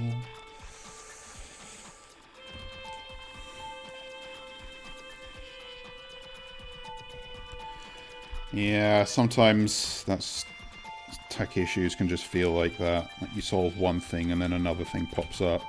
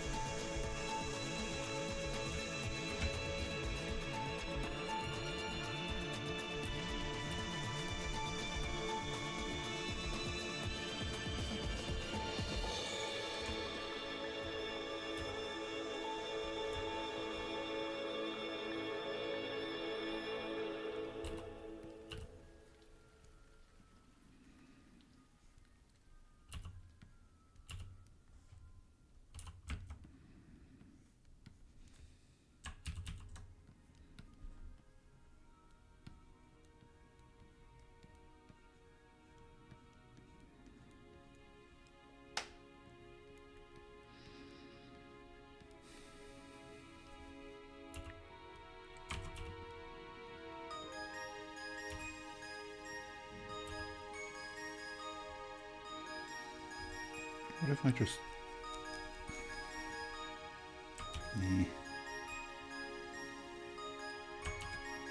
Can't quite figure out what the lighting's doing on this one.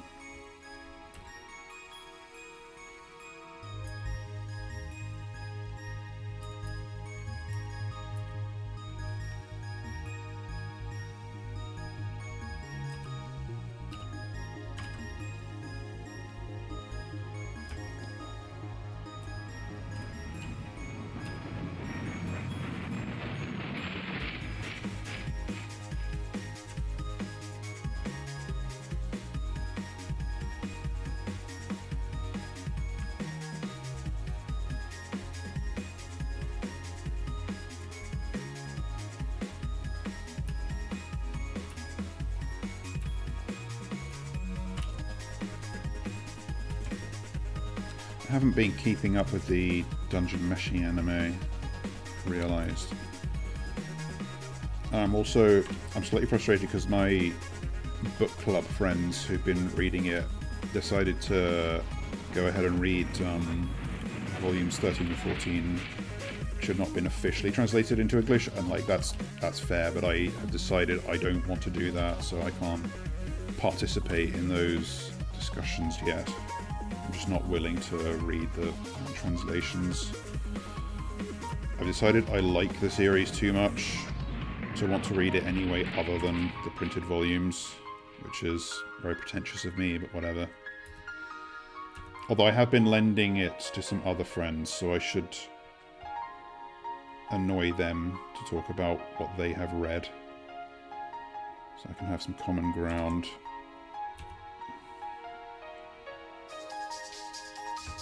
That's probably good enough,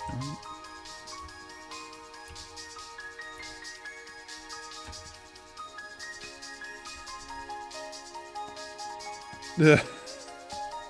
Yeah, but the problem is if I even go into that Discord channel, they'll be posting actual spoilers that I don't want to see.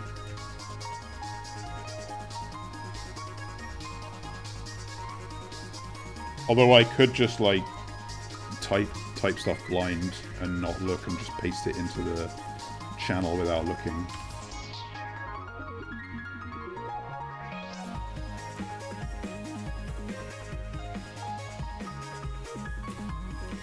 Oops.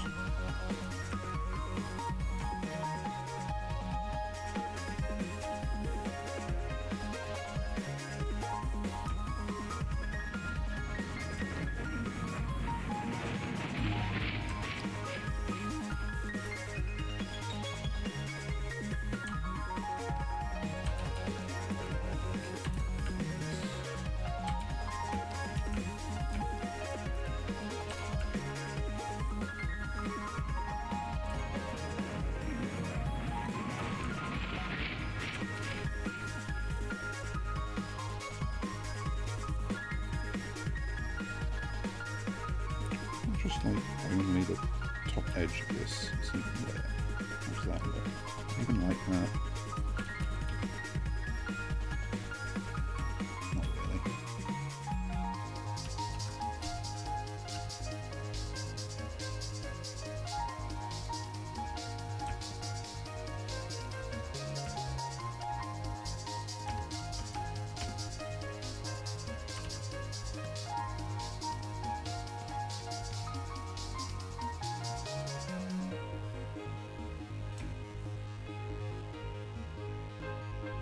Oof. Yeah, that's the worst. I have a work computer that's a little bit like that, where sometimes it, like sometimes it just gets stuck on its boot up screen forever unless I like force restart it. But sometimes, like maybe 1 out of 20 times, it'll just be like normal and open and start up normally. And I kind of wish it could at least be consistent. But as is, it's not even like a diagnosable problem. Well, not for me anyway.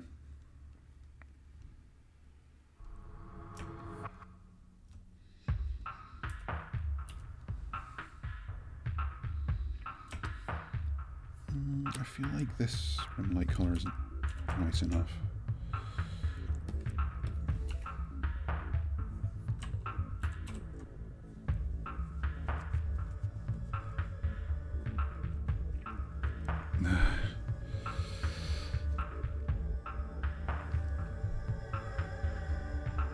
I've definitely had hard drives that were like going bust, and for a time at least,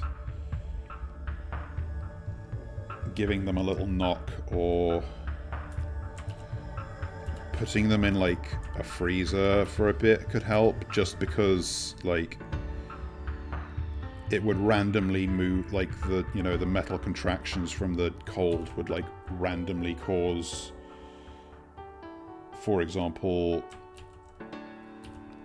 the parts to move around a bit, and that would happen to like re-jostle it into a working position. But it's definitely not a thing you want to rely on.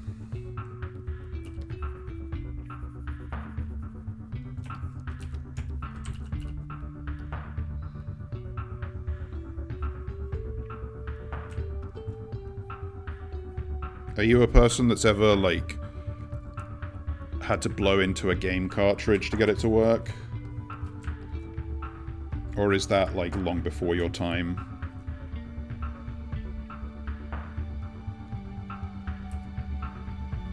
Because that's the kind of shit I grew up with.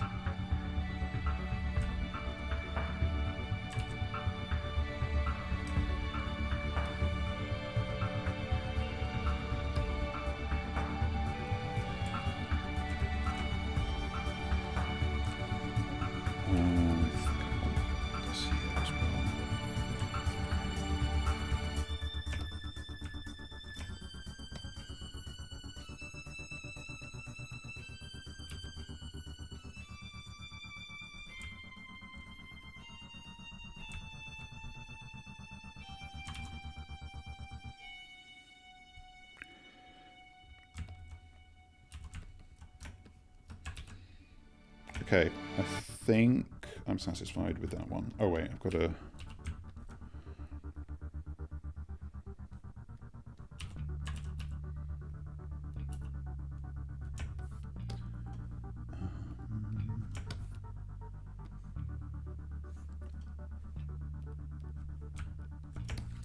Dang it, realised things I've forgotten other ones as well.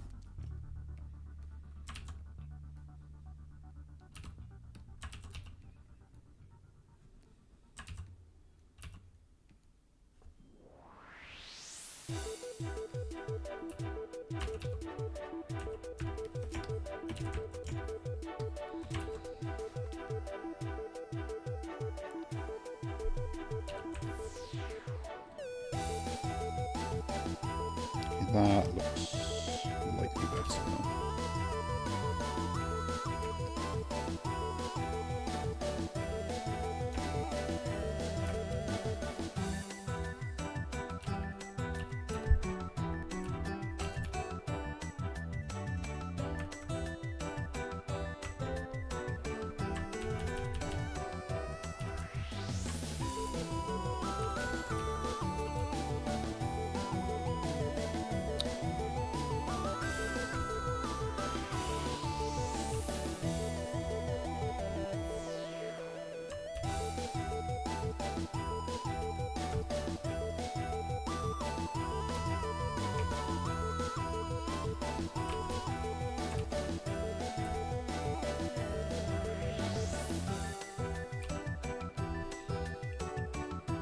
For some reason, I think you talking about laptops triggered this, but I just remembered like a series of photos I saw posted on 4chan like years ago of a guy who just decided he hated every single LED light in his laptop, so he just took a power drill and just drilled all of them out. Honestly, kind of based. I've definitely had times where I've thought similar things. Where, like, I have to find, like, where I have for some reason struggled to find somewhere to put my phone where it's visible to me in case I get, like, a call, but I need to have it positioned such that I can't see any light reflected on the screen, because for some reason that's just distracting to me. I don't have this problem so much lately, and I don't know if that's because I've acclimated.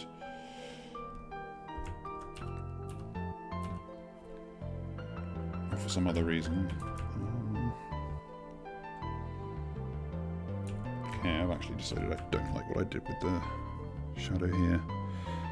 I don't want this to distract too much, so less detail it is. That's better. Alright, that one I'm satisfied enough with. I'm gonna get a snack and be back in a couple of seconds.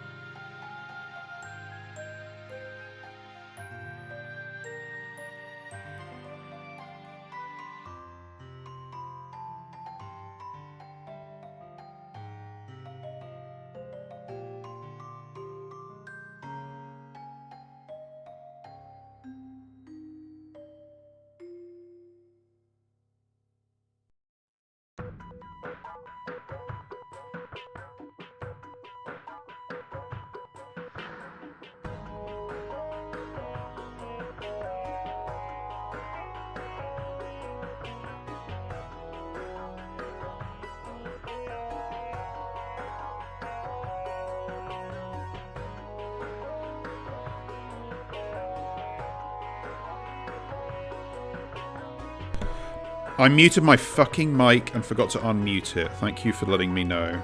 Thankfully, I didn't say anything of note. Jesus. It had to happen at some point.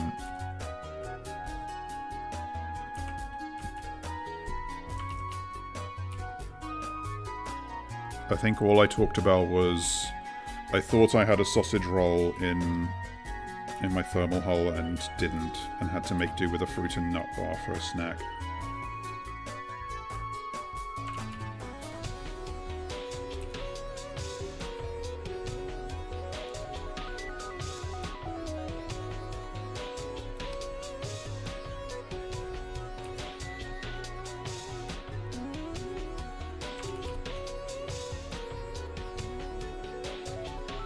Which left me feeling slightly bereft, but whatever.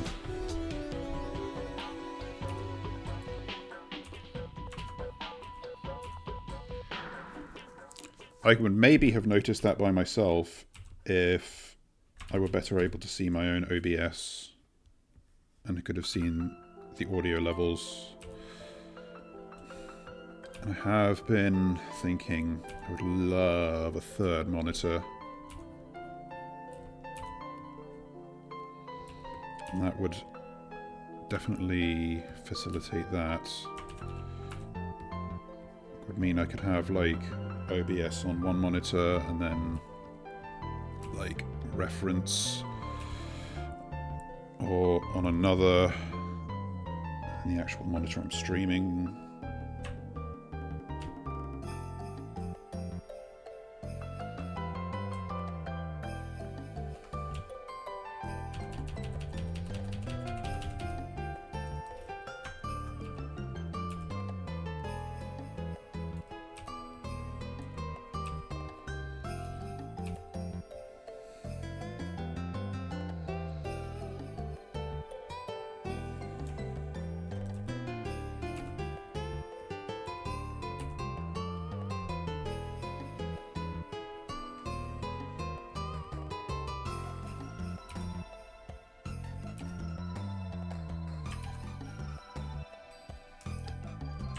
Okay, it's a bit rougher than usual, but I think I can make it work.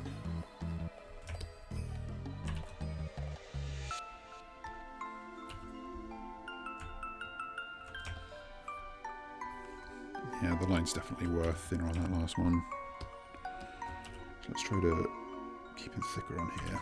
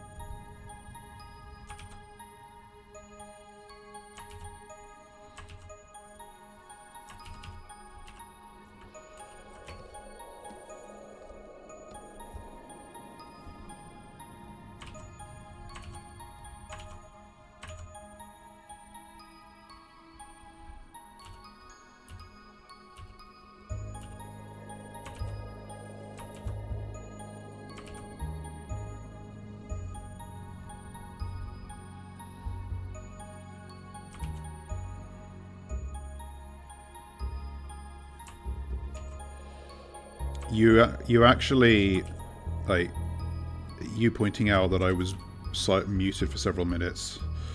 You weren't here for this, but I, on Friday, at some point while streaming, managed to switch to my, like, stream ending soon scene in OBS, and I didn't notice for almost an hour. So that sure was a thing that happened. I wasn't even sure how I did it at the time, but I figured out afterwards. Like, I initially thought I must have somehow, like, mashed my hotkey scene switching hotkeys But, like, that makes no sense because they're on my number pad and are, like, completely out of the way of anything I would ever do on my keyboard other than specifically to hit them. But I later figured out that I had, like, accidentally moved my mouse outside of the Terraria window, as happens sometimes, and just straight up clicked the scene in my fucking OBS. But on the plus side, it meant I got to go on a fun adventure to figure out how to losslessly edit that out of a 9-hour VOD, and also edit in a little disclaimer saying, hey, I accidentally switched scenes for almost an hour at this point, but I've cut that out. So I've learned a little bit more about how to use... shit, what's it called?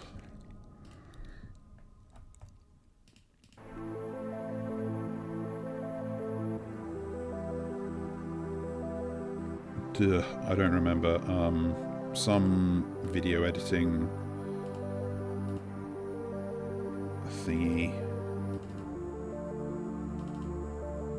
FFmpeg, that's it.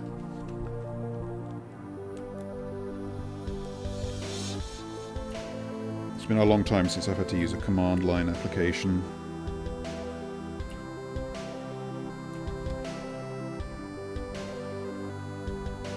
The eyes are further apart on this one.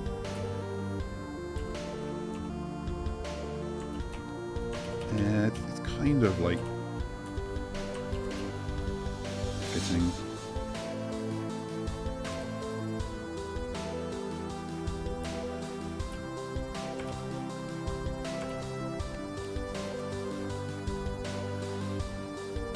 Yeah, I learned new things about video codecs, such as how frame rate data is actually stored in modern video codecs. Would you like to know? Of course you would. So it turns out that there isn't actually strictly necessarily a just bit of the file that says this video is 25 FPS or 60 FPS or whatever. It actually has what's called a time base. Sorry, time base. I like almost bit my tongue there. Which will be in the format of, say, 1 over 600 or 1 over 90,000 or some seemingly arbitrary number. But that is like how many ticks it divides a second into. And then the file will have data saying, okay, so on tick 1 there is a new frame, and then on tick 10 there is another new frame, and then on tick 20 there is another new frame. What that means is that you can technically have videos with variable frame rates. Not that this is something you will come across if all you use is like consumer grade software, or frankly probably most professional grade software, but yeah, it turns out that when you're trying to losslessly append videos together, or rather than having to re-encode them, while you can have some discrepancies in like bit rate, and maybe even frame rate, the time base absolutely has to match. And if all I'm working with is video that has come directly out of OBS, like recording, that's fine, because it's all going to have the same time base. But if I'm exporting it from, say, Premiere Pro, after doing some like editing or production or whatever, I can't meaningfully control the time base of the file that spits out. And it was actually annoying trying to even see if that was possible, because it turns out Premiere has its own thing that it calls a time base, which is not what it related in any way to the time base of a video file. So I then had to do some digging to see, okay, what can I use to change or control the time base of a video file. And it turns out that good old FFmpeg, this tool that I've seen recommended from ages and ages ago, is exactly the kind of thing you need. And I was like, fuck it, I'm just going to have to suck it up and learn a command line application. And thankfully I found some people who'd had similar problems and had produced some commands to do what I needed to do. And I managed to get it all sorted. So that was nice. I actually managed to make it work. I was actually uploading that VOD to my YouTube just before this, but because the file is enormous, it was going to take too long, and I didn't want to be like uploading a video at the same time as streaming. Like, I do not currently want to test if my bandwidth can handle that, so I cancelled it and decided to leave it for later. Sure, it's fine. It's not like anyone watches the VODs.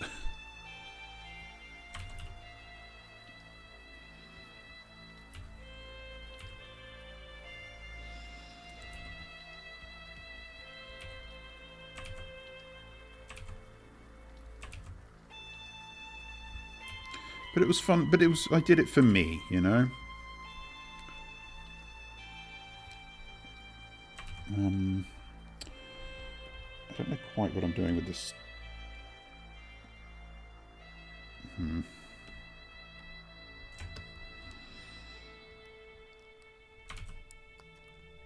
don't know quite what I'm doing with these fingers here. They don't feel quite right. But I may just... I'll just line them as is, and then I can decide what to do with them. Is my line thickness looking right?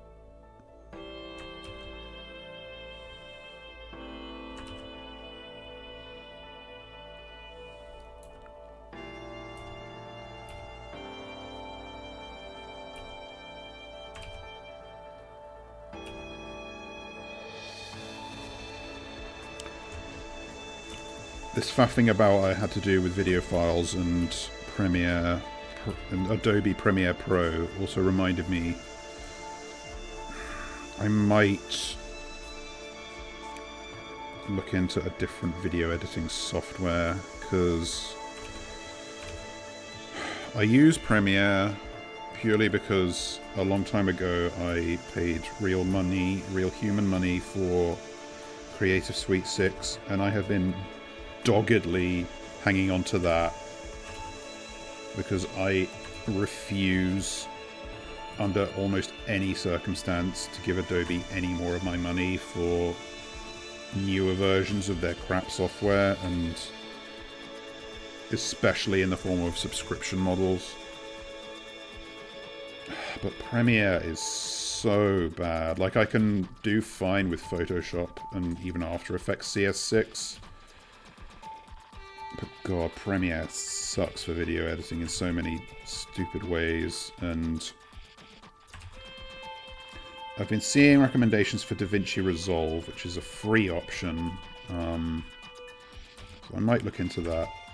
And the thing that specifically motivated me to first start thinking about this was when I was editing that like stupid little short, that YouTube short I did, I needed to like show Terraria gameplay, but like zoomed in.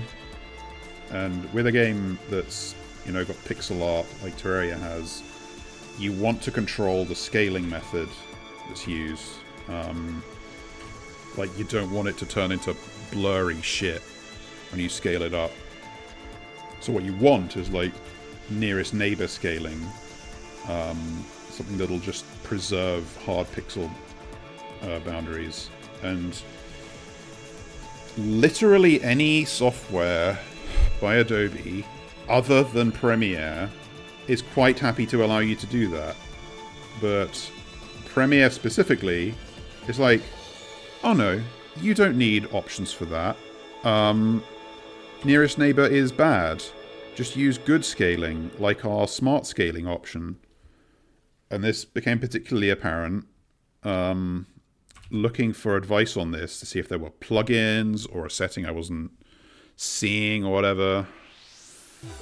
And it reminded me of one of my least favorite things in the entire world, which is when you find something on the Adobe forums, like troubleshooting a problem, and like the top reply is an Adobe representative who does not understand the problem, does not want to understand the problem, and just has like pinned their comment to the top of the thread that offers absolutely no useful help and is, you know, is at best completely useless, at worst actively condescending. And, you know, for this issue where I was like, can you do nearest neighbor scaling in Premiere? Where they were just like, nearest neighbor scaling is generally lower quality than other options. You can use our smart scaling option. And it was, and you know, just like the whole rest of the thread is, you did not read the original post. They were speaking very specifically about upscaling like retro video game pixel art footage, like, you know, of fucking NES Zelda or something. Here are examples showing scaling up Link's sprite from Zelda by, say, 800% using nearest neighbor scaling, using bicubic scaling, standard in Premiere, and using your smart scaling option that you've so wisely suggested. And hey, look, it looks like dog shit. And then there's like 7 pages of replies of other people affirming this, and literally nothing from that one Adobe representative. And this just it feels like this happens constantly when you're asking about a basic problem with Adobe products. I have a memory of looking for something really simple, like how Photoshop stores, like, saves brushes, or like, you know, like brush setting presets.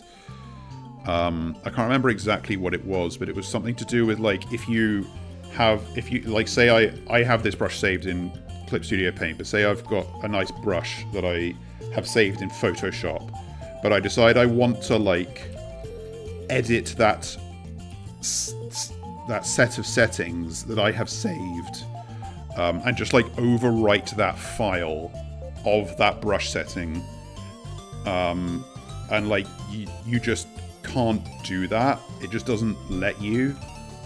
You have to, like, create a new one and delete the old one, or some like inane, I don't know if it was exactly that, but it was some insanely inane thing like that, that's just basic, like, usability shit. And, like, the Adobe rep who replied was, like, absurdly condescending. They were like, the way we've programmed that means that is not possible. You can use this stupid workaround that you shouldn't have to do.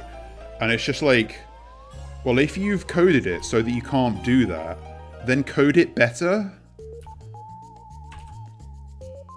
Just like, you control how you program your application. Just make it good, please. Like, no other, and, like, you know, this was a case where nothing else in the history of software does it the way they've chosen to do it. And it's just maddening that they just don't fucking listen. Yeah, that's just like the Adobe user experience all the time. It just feels like it just sucks being grandfathered into Adobe software in so many cases. But the worst thing is when the Adobe software is genuinely the best option because other things have their own stupid issues they refuse to fix. Like, I'll never stop complaining about how no other animation software I've ever used has a timeline that is as simple and intuitive and efficient as Flash is, or now animates. Like, everyone else is so obsessed with replicating the, like, limited methodology of like paper animation, whereas Flash, back when it was Macromedia Flash, just kind of did its own thing. It wasn't grandfathered into like the terminology and methodology of paper animation. So they just made a thing that they thought was intuitive, and that's thankfully been pretty much carried over into modern Adobe owned versions. And it's just easier to use than anything I've seen in like Toon Boom or TV Paint or any other animation software. And it sucks because every other thing about animating in Flash absolutely sucks ass. Like, it's so torturous to draw in, and it's so buggy and crashes so much. And God forbid you have any kind of pipeline that relies on it. The only reason that things suck a little bit less relying it for Detective Grimoire is because Tom Vian is a veteran of working with Flash on a very like intimate level, and has literally coded like his own tools for having a Flash-based pipeline. But like every goddamn day I'm like, God, I wish I were drawing this in Harmony or Toon Boom or whatever, just with Flash's timeline and Harmony's brushes. And like maybe newer versions in CS6 have made improvements on that front, but I have my doubts.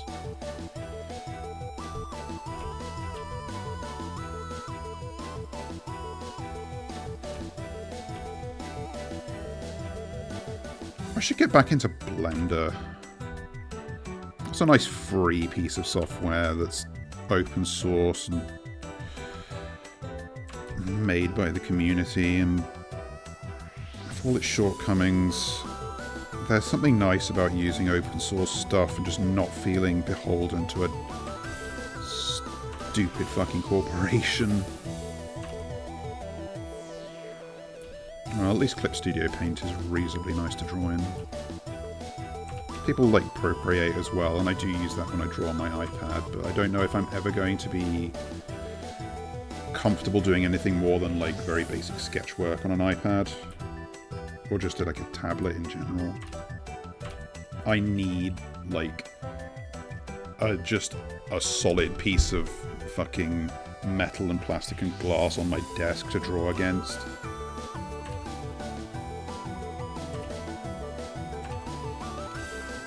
I do not have secure enough posture to comfortably draw sitting on a sofa, just holding the surface anymore. Those days are past me.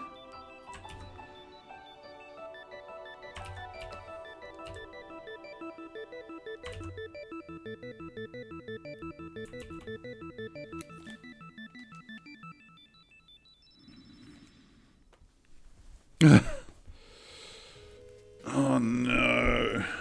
No cold water. So you're just gonna have to cook yourself. That sucks.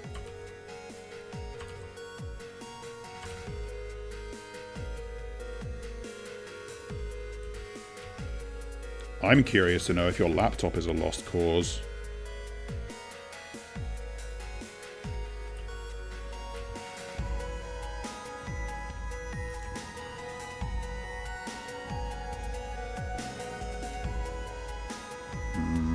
This is one of those drawings where I'm going to like be forgetting what lines I drew in the sketch are supposed to mean what.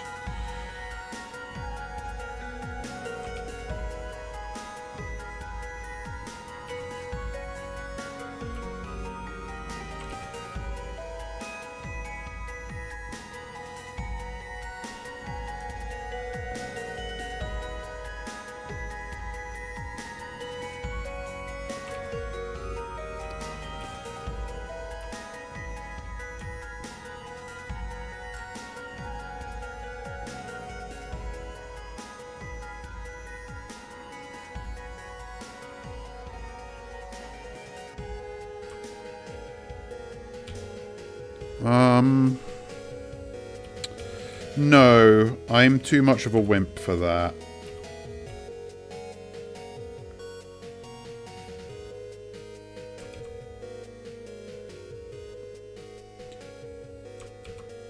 I'm sure there's a wealth of health benefits associated with taking cold showers that I do not care about.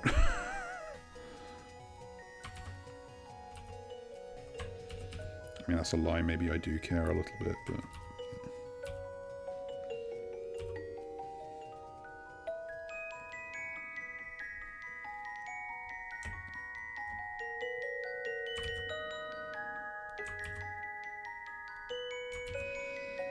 Can't decide if I want to have a texture on this blankie.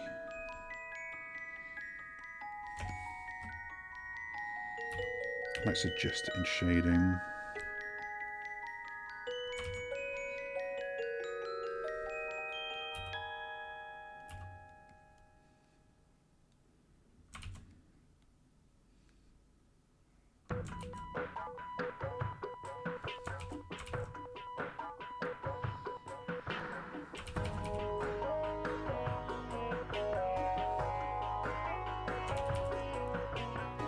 God, no, I really don't know what to do with these fingers. No, I do. I know what you mean. If I had to, I would take a frigid shower rather than just be dirty. I mean, frankly, if a troll didn't shower, you'd fucking know about it.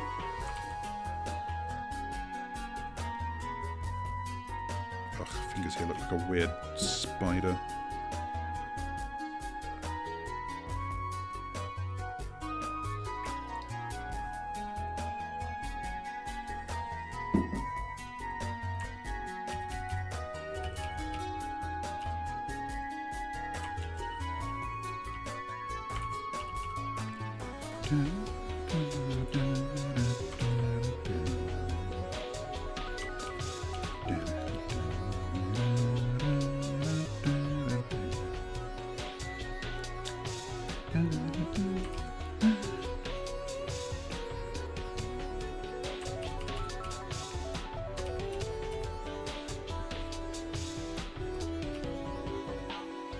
Okay. What time is it now? Okay. I've still got good time. Oh wait, actually no, it's later than I thought. Don't know if I'm going to finish this one today, but getting the line work done would still be nice.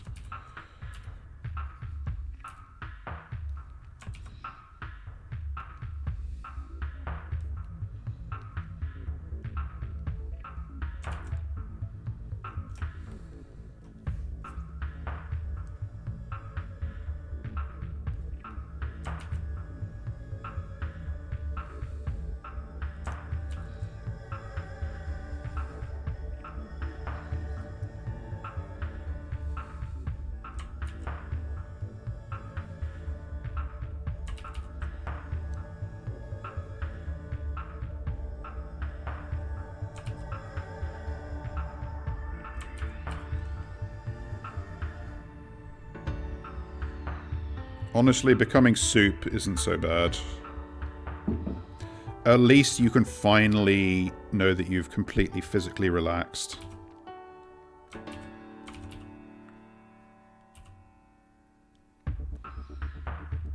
Okay, that's actually a lot better.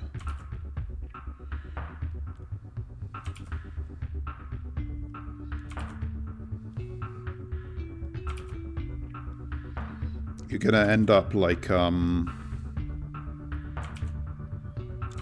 Domingo in that episode of Breaking Bad. It was Domingo, right? Yeah.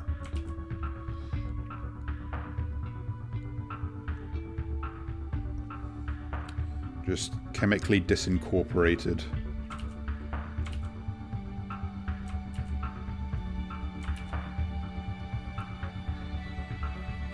Supposedly, that aspect of Breaking Bad was not completely realistic.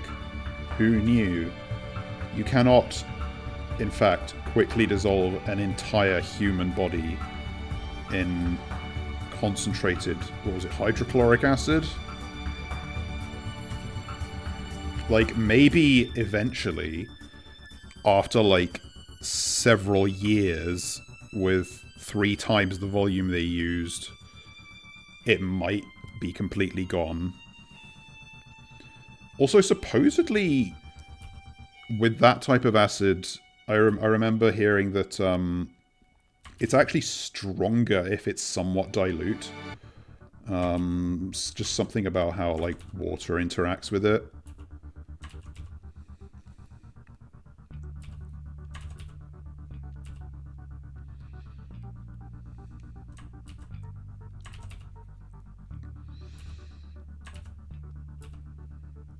Another thing I've learned is that in Better Call Saul, and this isn't really a spoiler, there's an episode where Jimmy pulls a scam in a courtroom where basically a witness is testifying against his defendant and saying, that's the guy who did whatever thing he's in the dock for. And Jimmy's like, oh, really? Well, that's not even actually the defendant there sitting on the stand. The defendant is, like, just randomly in the back of the courtroom, and then he stands up, and it's like, that's him, and, like, he just got another guy who looks like the defendant to stand in and pretend to be the defendant. He's like, you know, you couldn't tell the difference, so how can your testimony, your eyewitness testimony, that this guy done it, how can that be considered reliable? And the judge is like, oh, Mr. Goodman. Like, indicating that he's clearly pulled shit like this multiple times. And he goes, you couldn't tell the difference either, Your Honor. And I was like, there's no way that would work. And I did some reading, and yeah, like, that's pretty much like mega disbarment instantly. You cannot do shit in any judge's courtroom without the judge knowing. But it is funny.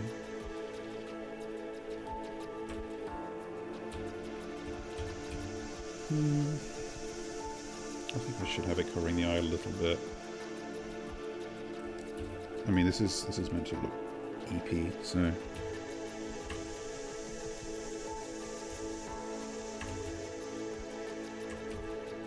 God, I've become one of those streamers who constantly talks about Breaking Bad and Better Call Saul. And I don't regret it at all.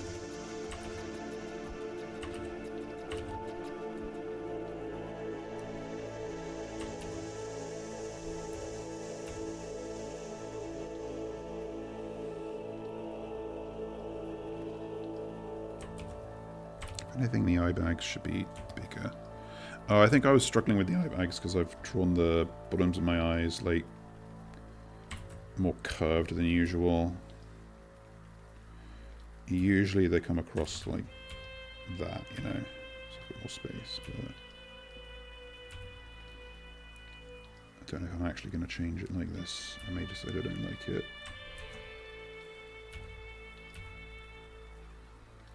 Like, it looks too much like I'm squinting. Yeah, this is fine. I'm just drooping.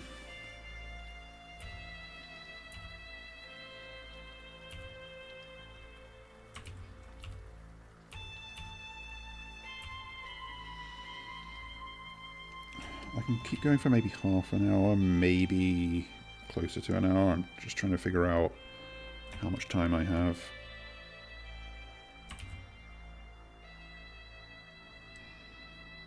Oh, that reminds me, I can now watch the Legal Eagle video about the battery episode.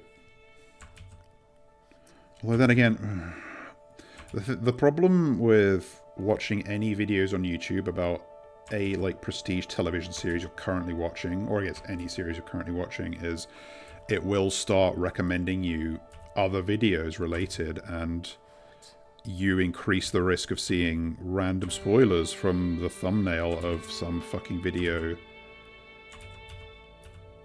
as you do that. So maybe I will wait until I've finished it.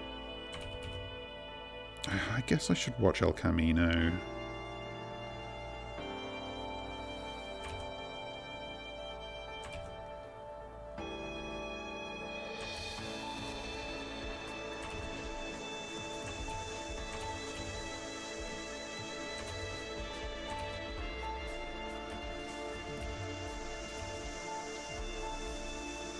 Can't remember if I've heard any like opinions about El Camino.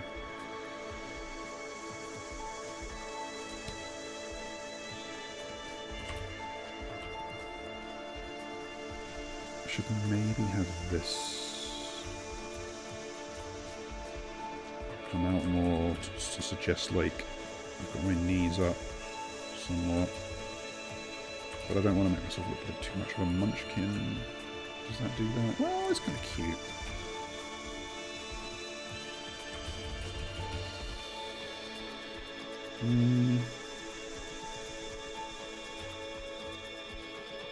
Yeah, this looks like more sort of swaddled. I think I prefer this.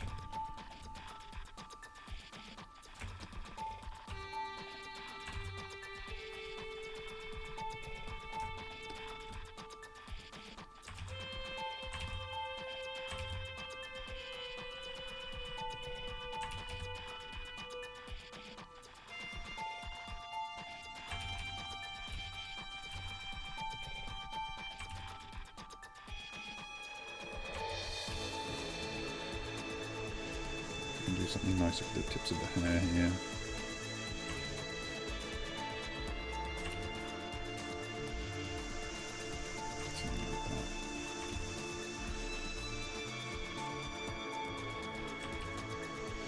I'm not bothering to suggest any object I'm sitting on here.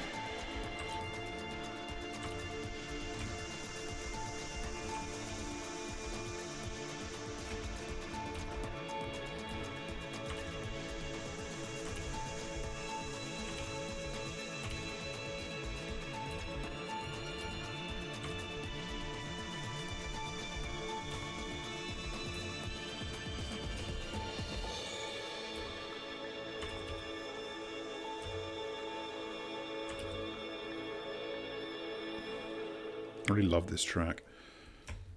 I remember, like, it's from, for those who don't know, from a flash page of Homestuck. Like one of the interactive, not literally a walk around one, but like one of the point and click adventure style ones. But I ended up just like sitting kind of on one of the idle screens of it, letting that BGM play for a long time, because it's so fucking good.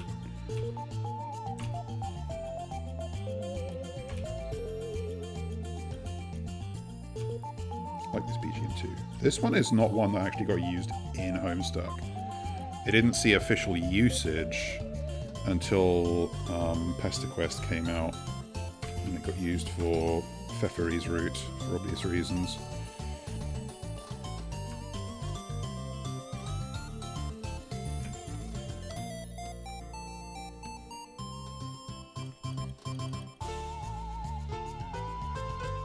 I keep picking at this because I feel like I've forgotten something, but I think I'm actually not quite. Almost under the line work on this one. Actually,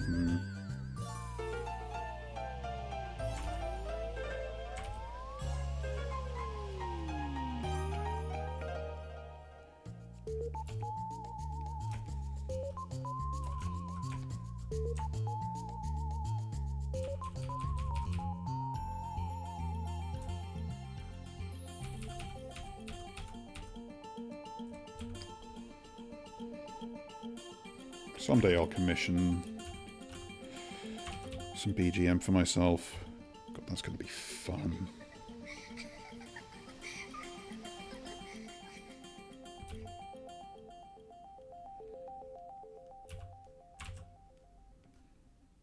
I have in mind like a couple of people I'd want to do it as well.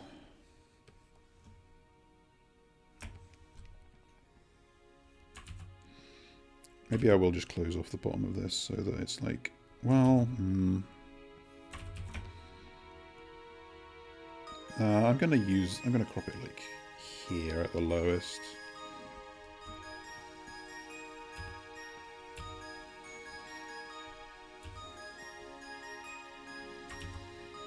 There's a part of me that's like, I said this earlier, that was like, I should have put more songs on this playlist. because I am conscious of when songs are repeating, but also I'm a person who will literally some days work best putting one track on loop for like 3 hours.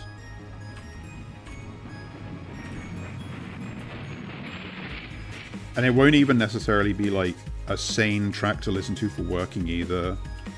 It'll be like some fucking gabber or speedcore shit. But for whatever reason, that day I will just be absolutely in the fucking mood.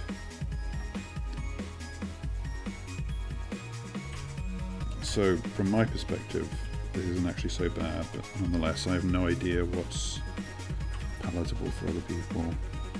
Usually, streamers who do drawing like this, I find, well, VTubers at least, will just use like Dover Syndrome or some other like royalty-free, or like music that they, stock music that they paid for, like Muzak essentially, like elevator music.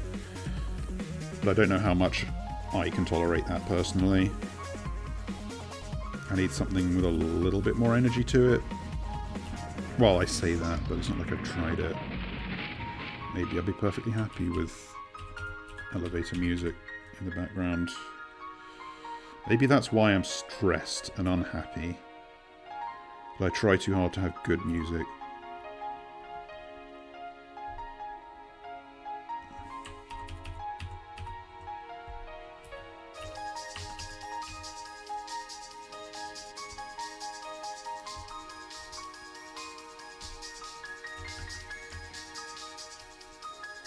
Okay, I think I didn't actually flip the canvas at all for this one. That's really bad. Yeah, it looks kind of wonky because of it.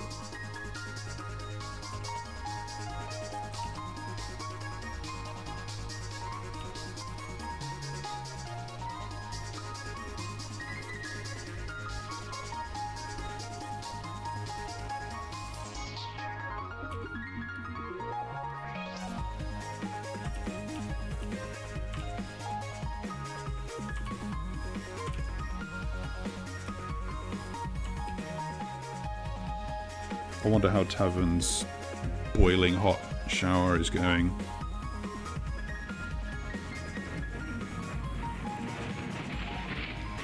Maybe he's just in there screaming. I guess that's one way to shake the rust off. Energize yourself. Take a shower that's so painful you literally just have to scream at the top of your lungs the entire time.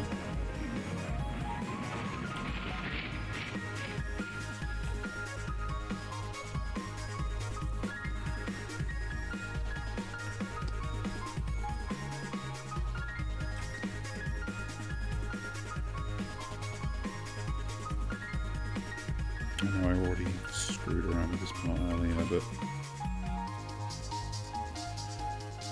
like it makes me look really small to have it like this, because the, like, where are the legs? They're not like out here, you know. But I might be okay with that.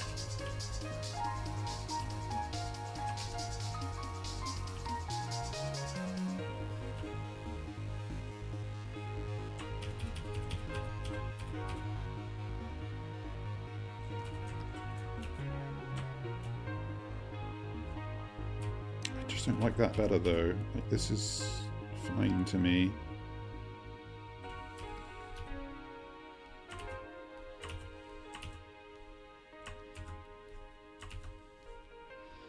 I know I draw like a clean line to divide for the hairline in others, but I might make an intentional exception to that here. To indicate the hair is like, because I'm kind of imagining like maybe I've just come out of the shower in this one. I guess you wouldn't necessarily be able to tell if I'm also underwater, but whatever. It's not real. It doesn't have to make sense.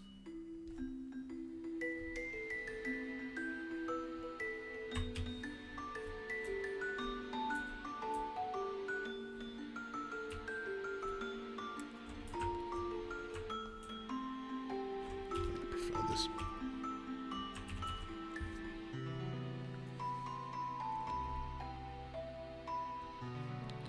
Tracks like this make me think I should bust out my keyboard again. Because I do actually own a decent electronic keyboard, but I just could not stick with practicing it. And now I've cleared up my respite block a bit, I actually kind of have space again for it, so maybe I should get it out. When I was last trying to learn, I think I was trying to play Toho music on it, but it's kind of hard to... That stuff's generally a bit harder to play, but if I could get some sheet music for some Homestuck tracks or something, that might be fun. Something like this would probably be doable.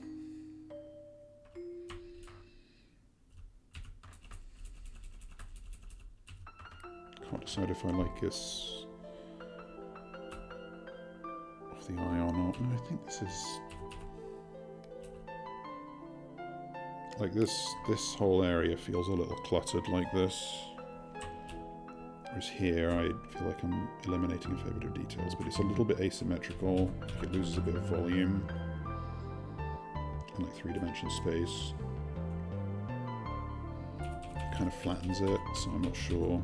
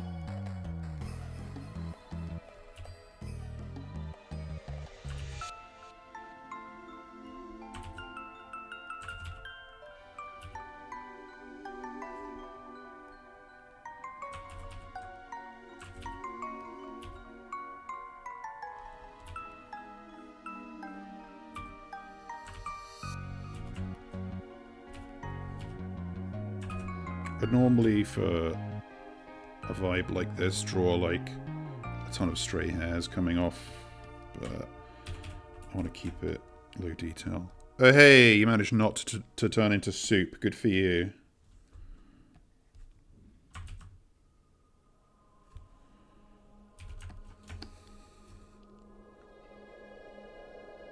Okay, I think I'm happy enough with this.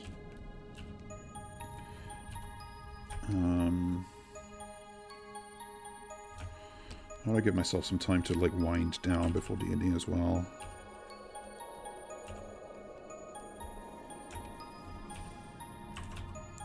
I think I'm going to see if I can lay down the flat colours on this at least. At least I don't have to take a shower. I already did that right after the gym.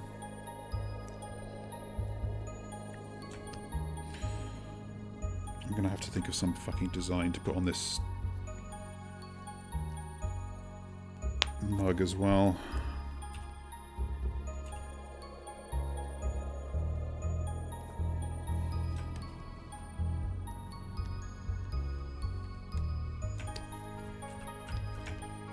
Oh, and I have to decide to name things like what colour is this snuggie I'm wearing.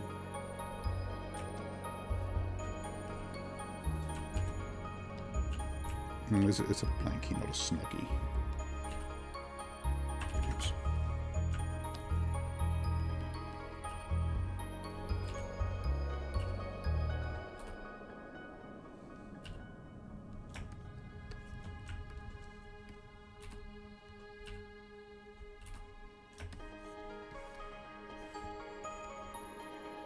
Actually, I'm going to put the hair on a different layer for this one since I don't have a hard divide.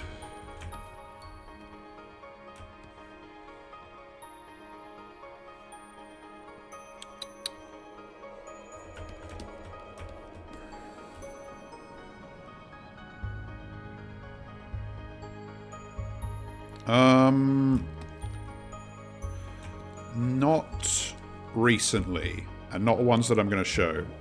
um, it will happen.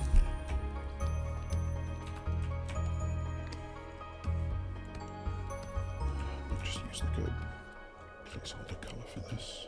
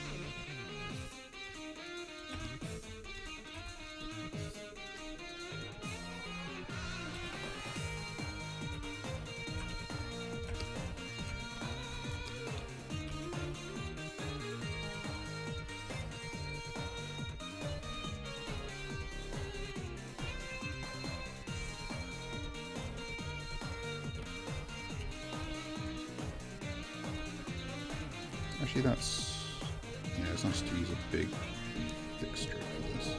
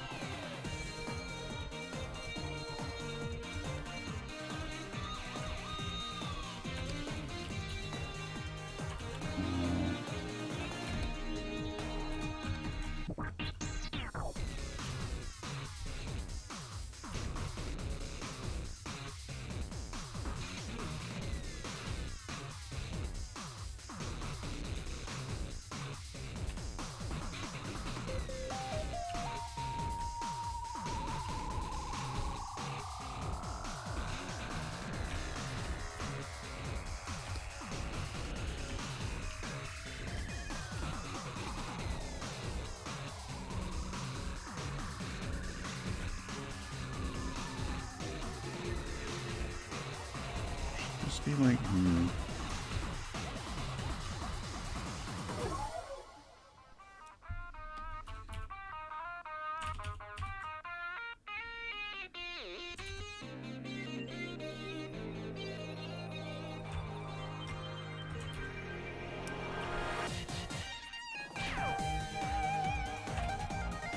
Oh, wait, hang on. I think I'm no. What was I thinking here?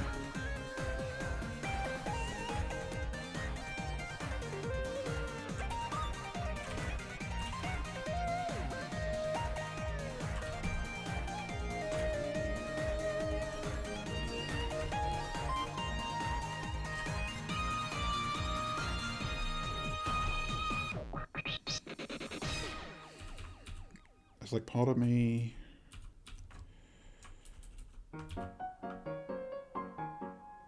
Part of me that wants to have that filled in, but I'm not sure what I think of it.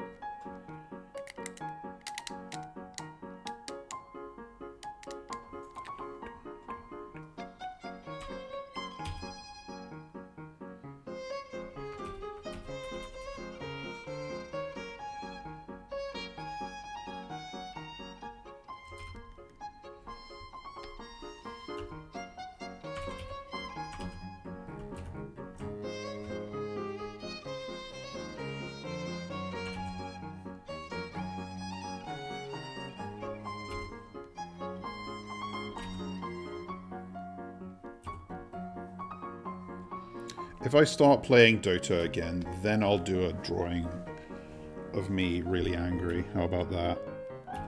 That'll be like a fitting game to have that ready for.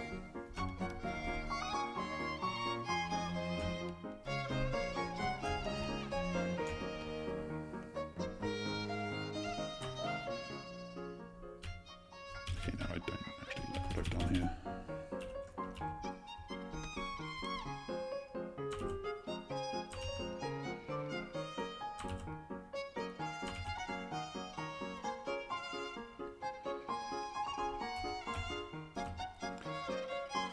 So this is kind of meant to just be like really cozy, chilling with like, I don't know, a hot chocolate, but you could interpret it as being sick or as being drunk or high.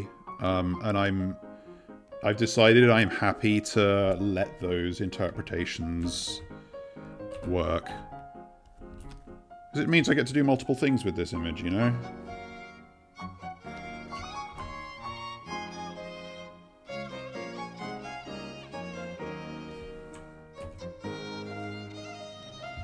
I might end up fiddling with this part later, that's fine.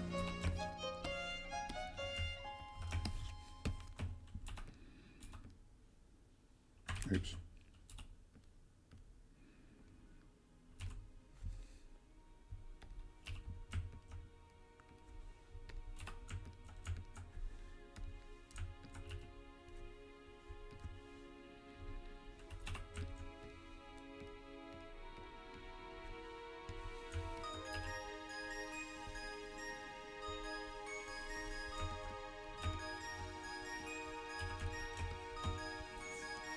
The Yandere Dev beverage.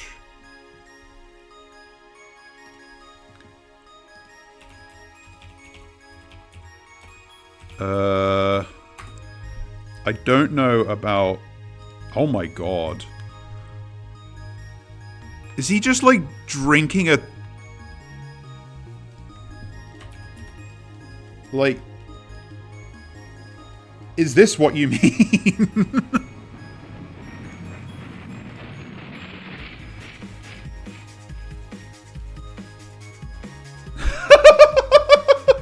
Supposedly it's carbonated milk. Oh, the reason it's like coming out of the...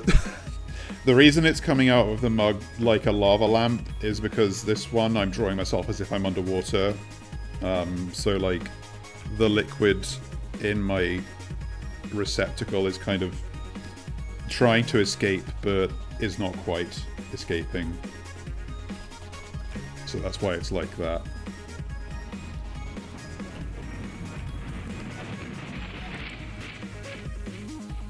Carbonated milk. God. Every day I'm delighted to learn some new insane thing about Yandere Dev and Yandere Simulator. The thing I always reference in relation to Yandere Simulator is the like 15 billion poly toothbrush stock model. That's just endlessly funny to me.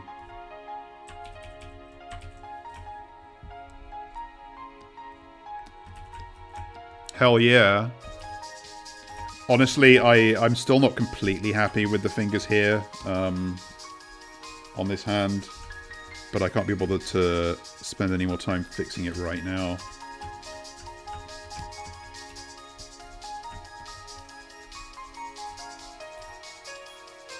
Damn it, I keep doing that.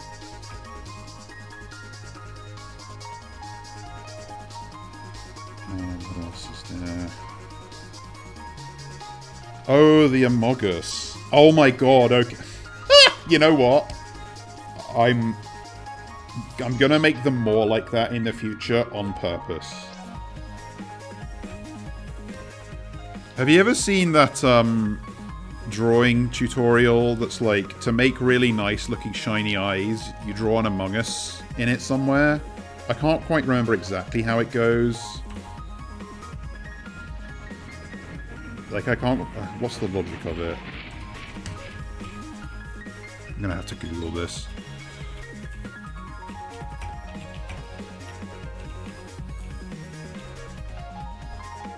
Yeah, here we go.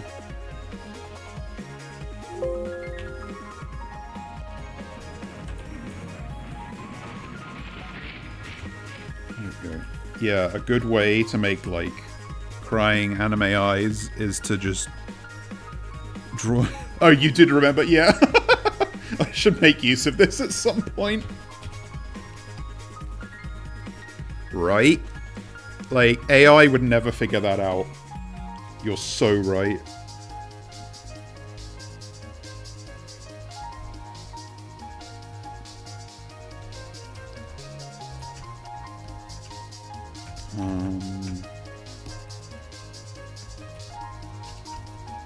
I think I'm gonna have to figure out like a pattern for the blankie.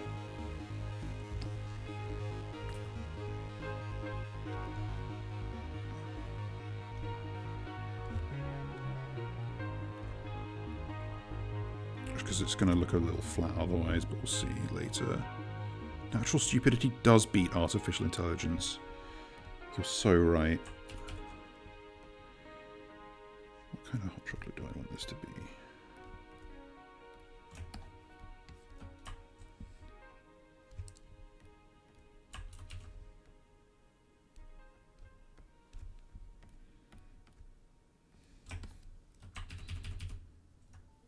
I'll leave it like that for now.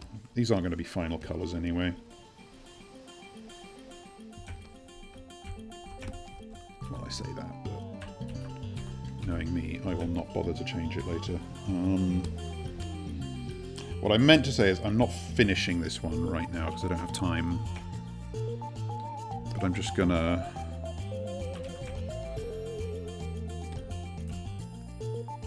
get the flats done, or relatively flats. I think I'm using the term flats incorrectly as well, but whatever.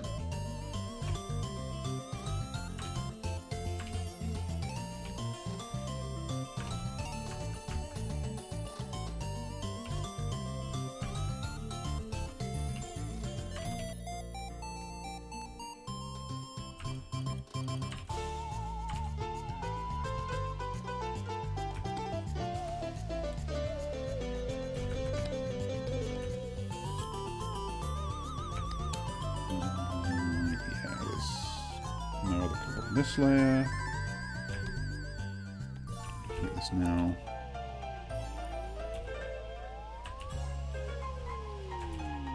Do I want the Snuggie to be coming in front of my hair here, or do I want it to be going behind?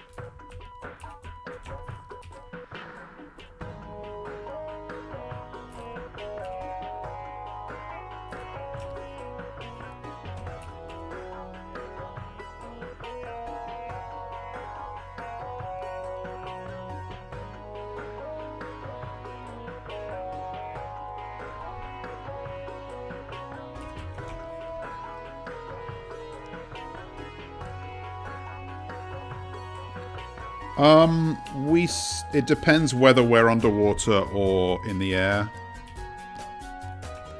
Well, it also depends, like, what... Like, generally, if we're underwater, we're breathing through our gills, so, we'll sneeze through the gills. But if somehow, like, some silt or whatever gets into our nose or our mouth, then we'll sneeze through the nose. But that's less likely to happen.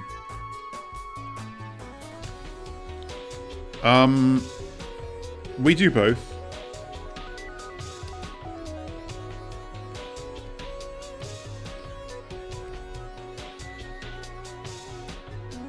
Yeah, you've got to stay hydrated and aerated. It's important.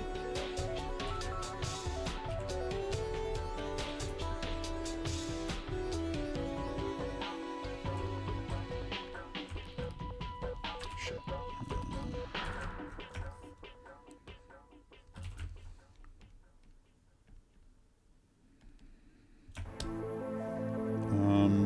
Okay, let's be big-brained. Let's see if I can quickly bash out at least some, because I may as well use colours I've got on other things here.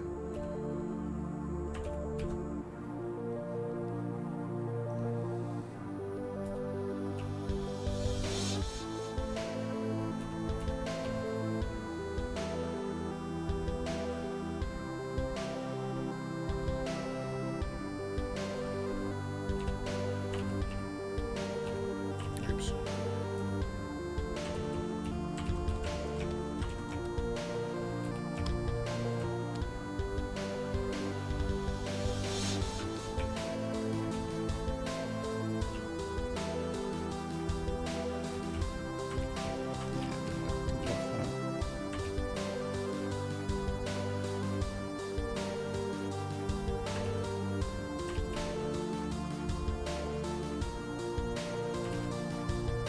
Some kind of generic design here, but I'm more just trying to figure out what kind of colours I'm going to use on this.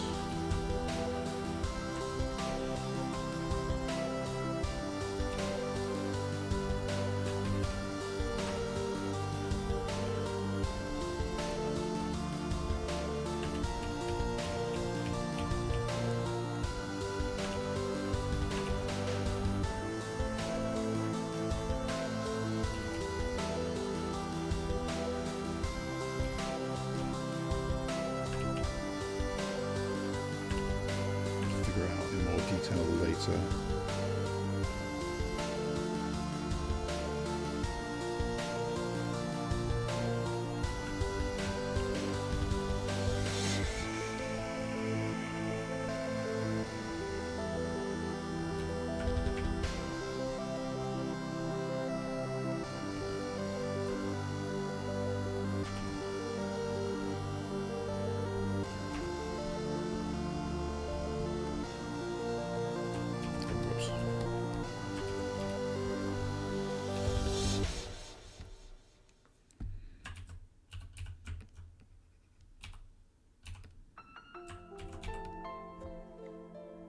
Now you definitely need the purple, otherwise it's too much, too samey.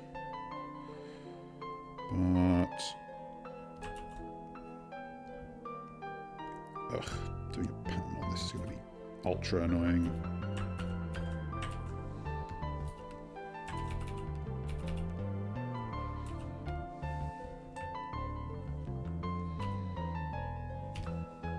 Oops. That looks kind of good though. Maybe I'll draw myself with my hair dyed at some point. That'll be fun. Yeah, these colours don't differentiate enough to work as a pattern. I'll figure this out later. I'm happy with this for now.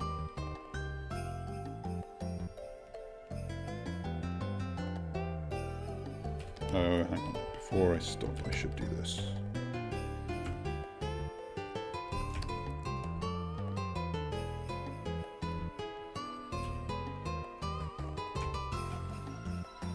Yeah, no worries. Thanks for hanging out. It was nice to have you here. If you're able to turn up on Friday, I plan to do some Terraria speedrunning. But as always, no worries if you're not. But I'm looking forward to it.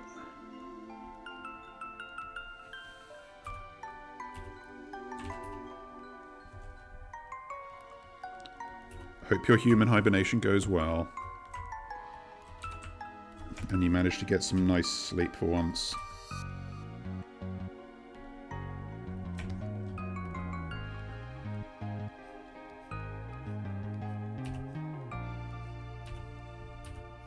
God, this is actually making me look really high. That's funny. I'm definitely going to do a version of this with, like, fucking bloodshot eyes.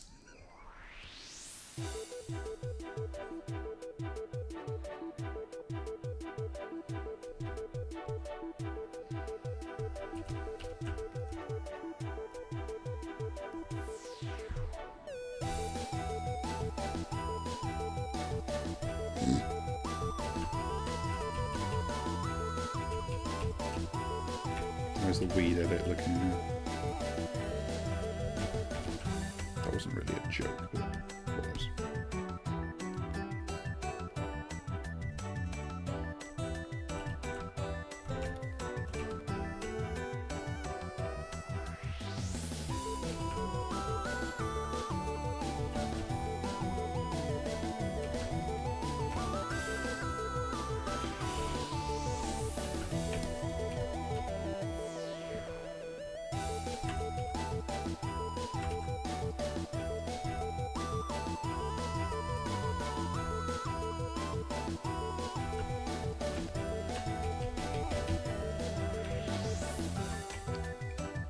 Okay, I am going to call that done now. So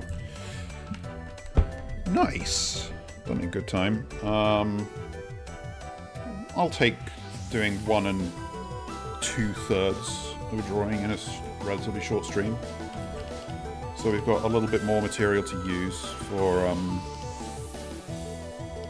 future thumbnails. Good old soy face, and at some point I'll finish the snuggy cozy one. But yeah, as mentioned, on Friday, expect some Terraria speed running. That's going to be interesting. It's not something I've done on stream before.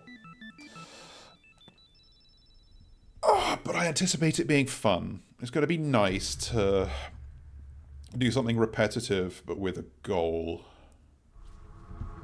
I mean, it's not like I haven't done anything like that so far, with trying the same bosses in Terraria like 50 million times, but whatever, you know what I mean. And as for next week, I don't know yet, but we'll see. I'll keep you all filled in. So thanks for being here. I hope you had a good time, and I'll speak to you all later, if you're good, but also if you're not. So goodbye.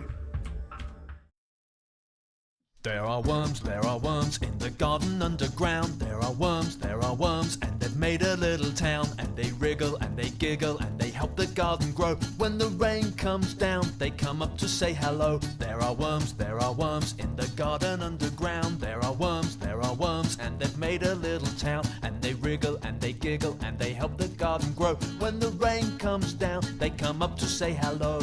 Worms, worms, worms, worms, worms, worms, worms, worms, worms in the garden. Worms, worms, worms, worms, worms, worms, worms, worms, worms in the ground.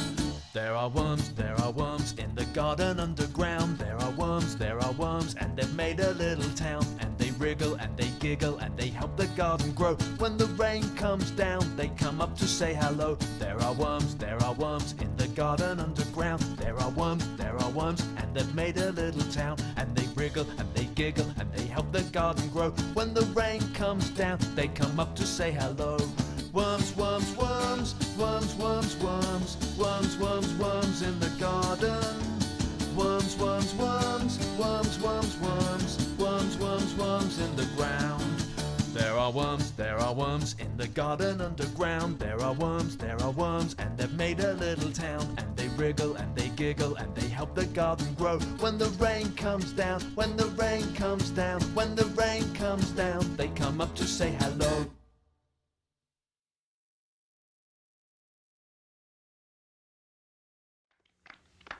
There is a tremendous amount of songs about eating. It's a favorite topic of kids' songs, and really just singing them makes me hungry, as long as they're not eels. And but you know the peanut butter sandwich song, and there's eels, and there's fish bones, and all sorts of yummy things that the kids just love to get their fingers into and stick into their mouths. So. Oh, this is a song. Oh, there's another. Yeah, this is another really juicy tidbit that I'm sure most of you have tried at some point during your life. I know I have. By mistake. Nobody likes me, everybody hates me. I think I'll go eat worms.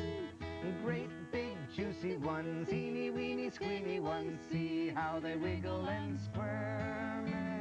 Cut off their heads and suck out their juice and throw all their skins away. Nobody knows how I survive on worms 3 times a day. Nobody likes me, everybody hates me. I think I'll go eat worms. Great big juicy ones, teeny weeny squeamy ones. See how they wiggle and squirm. Bite off their heads and suck out their juice and throw all their skins away. And nobody knows how I survive on worms 3 times a day.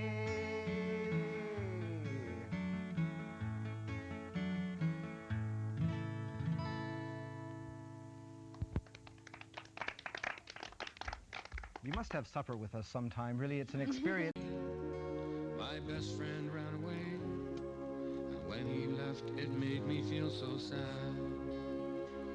And now I feel so blue, I don't know what to do, 'cause Jim was the best friend I ever had. Has anybody seen my worm? He's long and lean and slim. He's pink and slinky and he's kind of stinky, and he answers to the name of Jim. Yeah, he answers to the name of Jim. I woke up last night and received an awful fright. My pet word Jim was not asleep in bed. I don't know why he left.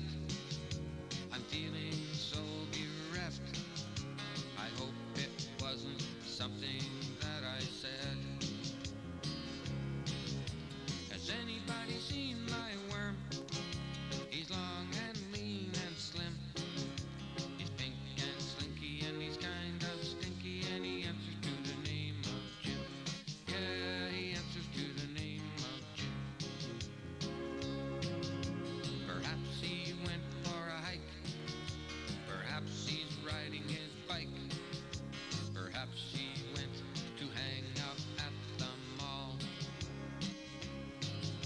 Perhaps he went for a walk with that pretty worm down the block. I told him she's no good for him at all. Has anybody seen my worm? He's long and lean and slim. He's pink and slinky and he's kind of stinky, and he answers to the name of Jim. Yeah, he answers to the name. What are worms? Adult animals that have soft, elongated, often tube-like bodies and that lack backbones are commonly called Dave Perry. Worms are so different from one another that zoologists do not classify them together in a single group. They place them in different